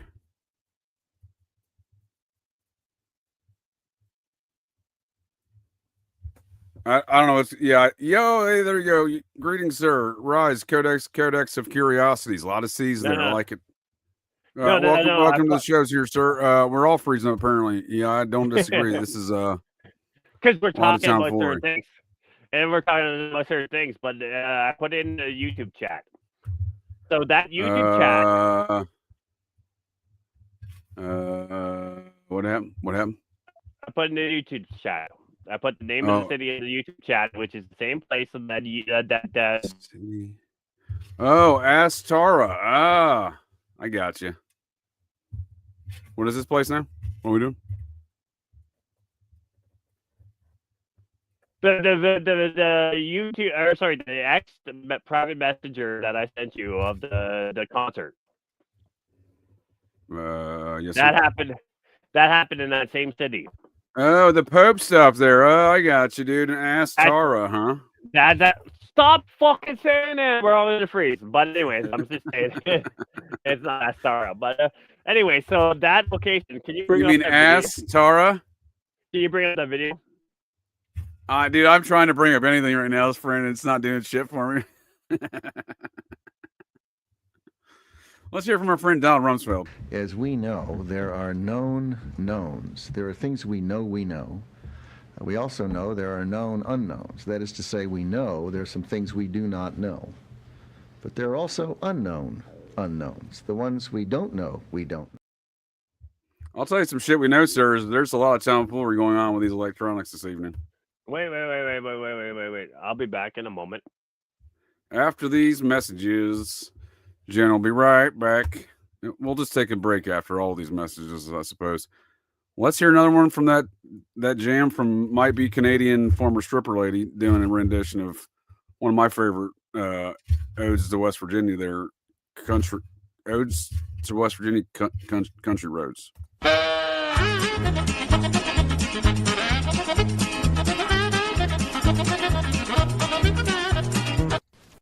27, aging stripper, flexible on hooking if customers don't tip her.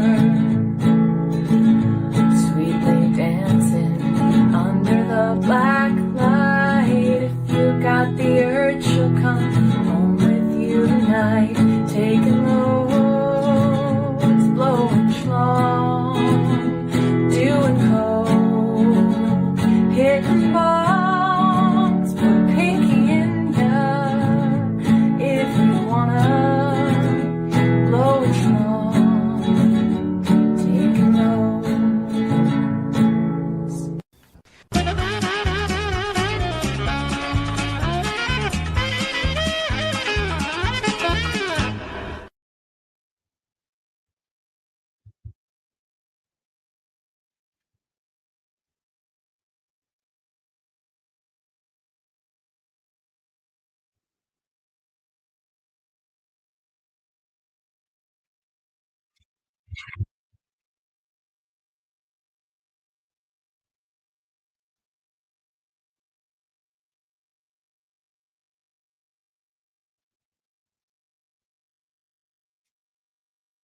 Jonah, welcome back, sir. Can you hear me?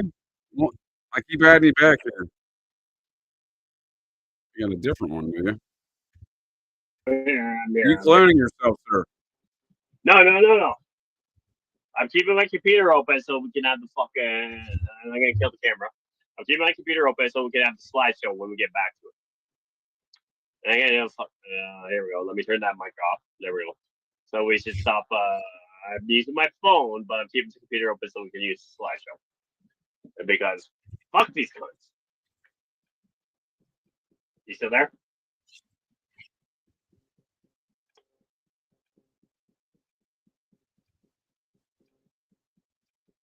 Is that the video you're looking for, Clone Jonas? I don't know. I killed.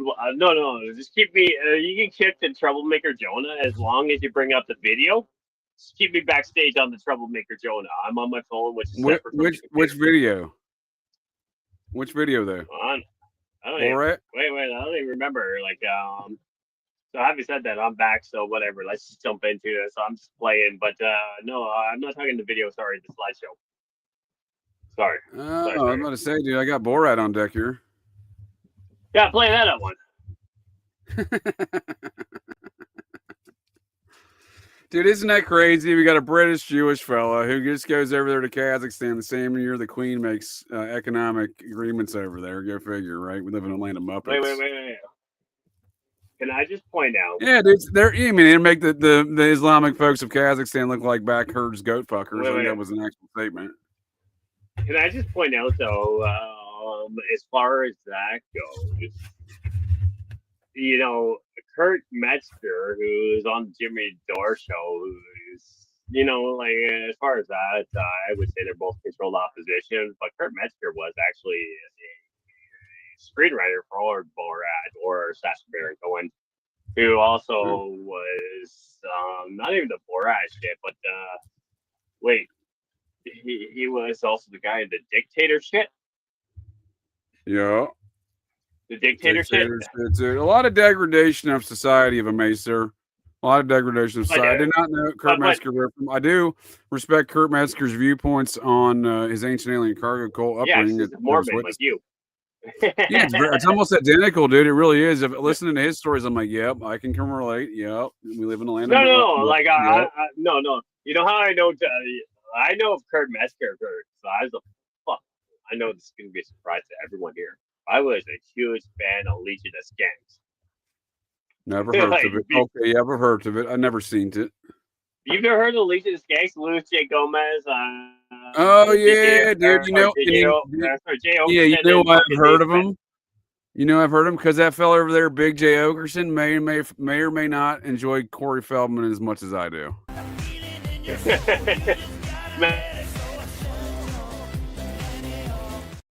He's a Corey Feldman super fan like myself. Dude, I love the Laziness Gangs. And if anyone ever watches their not shows, that way, but like his work, his life. I celebrate the life. That's well, fine.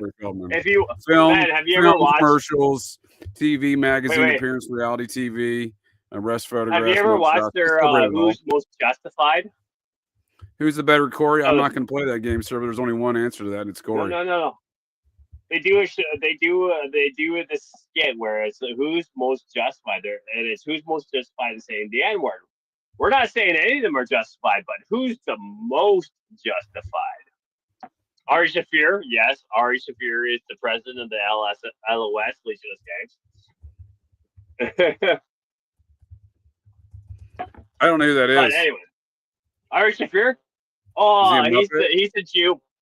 No, he's the Jew who made fun of fucking Kobe. Oh, yeah, he's the guy that made that stand-up show on Comedy Central in the strip club that I enjoyed. This is not happening. Yeah, he did that one, and then they had that fucking fat black guy. And then the Comedy Central said that ain't your show, buddy. And he's like, hey, this ain't happening. He's like, hey, that's the name of my show.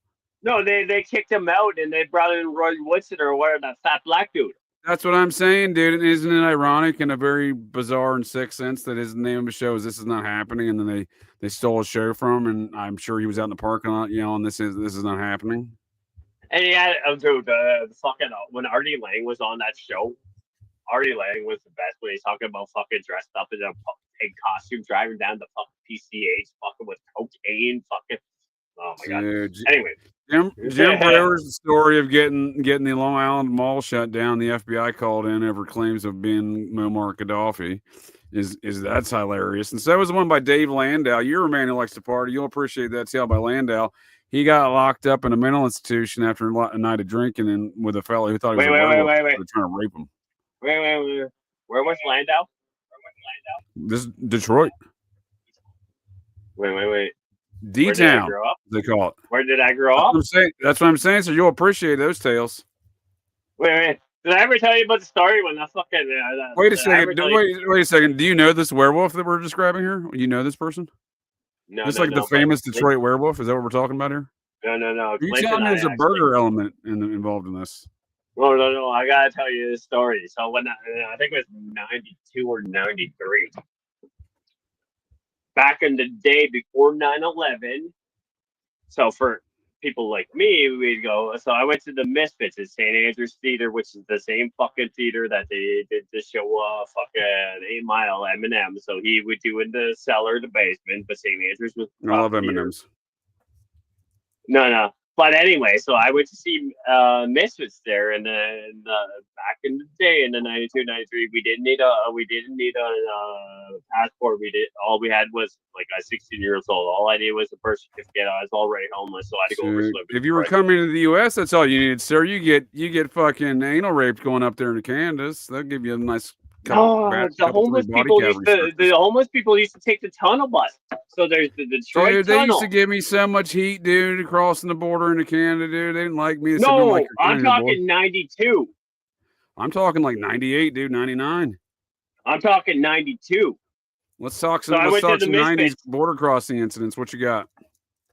So I'm talking No, you're gonna love this story. So I went to Misfits in fucking 92 in fucking St. Andrews Theater, the same place that fucking Eminem did his. Dude, I almost got sex trafficked out of the Montreal airport in 98. What do you got there, friend? You know St. Andrews Hall, though, right? The cellar in the basement where Eminem is doing his battle rap. But in St. Andrews Hall, there upstairs, I went to see the Misfits there, and then I'm taking the tunnel bus back to Canada from fucking the Misfits concert, right? And there's this fucking homeless. No. There's this homeless fucking dude that's waiting on the bus so he can take a bus to the Windsor so he can sleep on Windsor Street. Dude, he's homeless. He's just a dude playing another dude. No. You have to hear the story. So by the time I'm sitting in the bus to stop to catch the bus back, right? And then fucking he was INS at the time because ICE doesn't exist, right? So no, ICE doesn't exist at the time. It's an Immigration National Service or CBP, right? Whatever it was. Anyway, I like to live in a world this where none of homeless them dude exist. They're all trying to start Muppets. a fight with me. This homeless dude's trying to start a fight with me. He literally has fucking 5 fingers total. 5 fingers total. You have an like, advantage, sir. If you have 10 fingers, you have them set. You got an advantage. No. But he has 5 fingers total. He's trying to, and the CBP guy's like, "Yo, go ahead, kick his ass. I won't do anything." I'm like, I'm not fucking retarded. I'm not beating up American citizen in front of fucking the border patrol while I'm trying to catch a bus back to Canada. You chose wisely. So, literally, I'm on Third World Assassin with Clinton. He's telling me this whole same story about like fucking, and you can ask him too. Really, he's telling me a story about he was I think it was he was at a concert. It was Pink Floyd or something. And he's smoking fucking a joint with fucking, and he's like, man, this guy handed me back, and it was just a soggy joint. The next day, my buddy's like, yeah, he had like fucking 2 fingers on one hand, 3 fingers on the other hand. I'm like, bro, like, you're telling me the same fucking story that like in 2010 you're smoking a joint with the same dude that I almost got in a fight with in fucking 1992. Dude, isn't it a small world, Muppet world we live in like that, dude? I got a couple tales for you in that regard. Well, the other thing that's funny though too, right? Because you know the Joe Louis Fist though, right? Because you've been there, so you know the Joe Louis Fist and Stargate right there. I've seen it. It's that new little Stargate thing they built here recently. Yep. Yeah, no, it's been there forever, right? But the Greek town. Well, maybe like 10 years, right? Ain't that long, right? No, Joe Louis Fist in Detroit. No, the Stargate. No, sir, the Stargate is the newer Stargate's been there construction. since the 90s, so. Is it the 90s? Oh, shit. All right. Well, I went up there in the early 90s. It was like RoboCop land. But on top of that, too, like, so the funny part is, so just for people who are listening that actually don't know Detroit, don't know Windsor. Like, if I'm saying you've been to Windsor, you've been to Detroit, right? So. Like, this is all like Coco Hall, Greek Town, fucking Joe Louis Arena, St. Andrews Hall. That's all right there. Yup. But Em's kind of not hood though, right? He's like fake hood. Maybe 8 Mile. I mean, neither was 8 Miles. Like when we cross over, like we take Ambassador, which. They got rid of the Ambassador, then you take the Gordie Howe Bridge, or you take the tunnel. The tunnel, if you take the tunnel, like they used to have a fucking tunnel bus. You'd pay your $1.25, and all you needed was a birth certificate, and you could go across the border, no problem. See, speaking of a fellow with 5 fingers, I knew a fellow with one hand, with one arm. He was missing the other one from the elbow down. He was from D-Town. He was pretty hood, and I'm telling you right now, I don't think Eminem was that hood, knowing that fella. No, Eminem wasn't shit. 8 Mile was like, if he's talking about 8 Mile, I'll tell you, like, I was like the Joe Louis Fist was dedicated October 16, 1986. Oh no, we're talking about the Detroit Stargate. Eminem is Kid Rock hood. That's a great point. That is a great point. I mean, Bob. No. Kid Rock was in. Kid Rock was in. What was it? Ramona or something like that. I don't know. I'm just like, but anyways. So what is Eminem, this? like Eminem's movie called 8 Mile. 8 Mile Mall was the fucking mall that Canadians would go to fucking avoid the hood. Yep, typical. It makes a lot of sense to me, sir. every... Hold that thought, please. Hold that thought.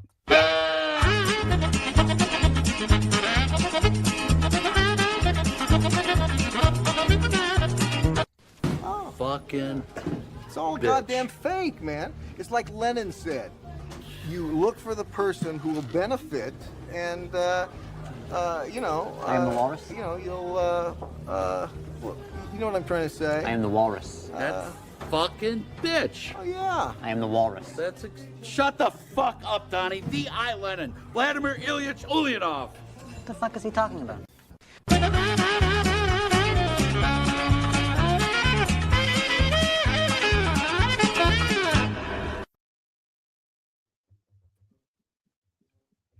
Well, sir, I appreciate you joining me here tonight, sir, to get a little GCD, and thank you folks to the interwebs for joining here tonight to get a little GCD. Let's bring this thing in for land here, Jonah. Do you have any closing thoughts, statements, baking recipes, tales of fighting grizzly bears or any such matters? No, but just gonna point out someday I'm gonna be sober, so I'll be a little bit more care. But I'm not gonna lie, Hey man, we're good to go, sir. I've enjoyed. I enjoyed your time, sir. Conversations and where your brain holes at on these matters. I look forward to since you brought up Studio Lennon, 666 in your face hole. Studio 666 or devil stuff. Devil stuff. since you brought up Lennon, I'm just going to go ahead. Of course, he said the only way to control the opposition is, or sorry, the only way to lead the opposition is control it ourselves. But he also says we stand for organized terror. This should be frankly admitted. Terror is an absolute necessity during times of revolution. Our aim is to fight against the enemies of the Soviet government and to new order of life. And I think I'm completely frozen. Or you're No, it's a completely good. frozen. I'm tracking, sir. You're making solid statements. Makes a lot of sense in my brain hole. You ever see the picture of Vladimir Lenin? Of course, you know, when he left the USSR, he was in London. And of course, the Prime Minister of the UK was the one who gave him the fucking church where he did that. But on top of that, yeah, no, fuck that cocksucker Vladimir Lenin. You know, Yeah, fuck those Muppets, dude. We live in a Muppet no, world. but let me just say one thing. We'll say one thing. Of course, fuck it. I'm not gonna say anything else other than this one thing. All these fucking idiots that talk about Vladimir Putin. Vladimir Putin is for the Western world or whatever. Blah blah blah blah blah. Until he fucking burns the corpse of fucking Vladimir Ilyich Lenin, who is literally in the fucking mausoleum in a glass container for over 100 fucking years. Until he burns that fucking corpse, he ain't fucking shit. He's just another fucking communist. Yeah, I agree. Vladimir Putin. This is how it's pronounced, though, sir. I mean, let's be honest. He worked for Henry Kissinger. That's why he was next to fucking Ronald Reagan. Yeah, they all know each other, sir. They're all Muppets. They all know each other. We're being subjected to Muppetry. I'm not even asking him to go ahead and Muppetry, sir. I don't approve of it. Our channel approves of it. The Muppets down at Langley approve of it. I'll have none of it, sir. I'm not even asking him to go ahead and attack the Rothschild family. I'm just saying, burn that fucking corpse that you have in a glass shell to tell me that fucking communism is dead. Until then. Yep. Yes, sir. And until then, 9:30 p.m. Eastern Standard Time. Here you can find myself, along with Jonah, joining me here again this evening, as well as Sundays for of course, I'm gonna be sober. Smells Like Laurel Canyon, the Grunge Canyon Psyops continue, and the horror of it, Studio 666, and fucking murder, satanic ritual human sacrifice style.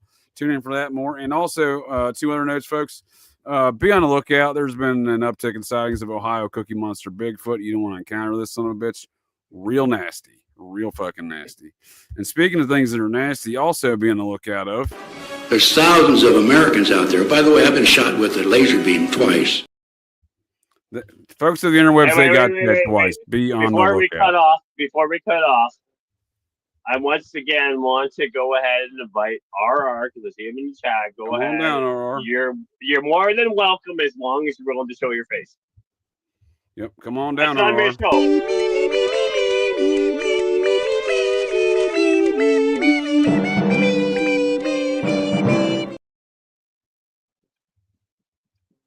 Any closing thoughts, statements, alibis, concerns, recipes, RR channel salutes, etc.? No. Again, we're gonna have fun with the Dave Grill shit, and I'm just gonna say that yeah, no, this is why I don't drink, but I fucking having fun. I love life, and now it's good time. Thank you for joining me, sir, to get a little GCD. Thank you, folks of the interwebs, for joining me here to get a little GCD. We'll see you on Sundays. And wait, folks of the interwebs, I love watch out for them lasers. Well, that's it. That's the show here, folks. So the next time you're out on the town, visiting your local watering holes, or perhaps just meandering around, and you hear the unmistakable sounds of metal clanking, and you spot signs of a disturbance, well, check your six. Look in that garbage can, 'cause you never can tell. The GCDs may be loose in your town.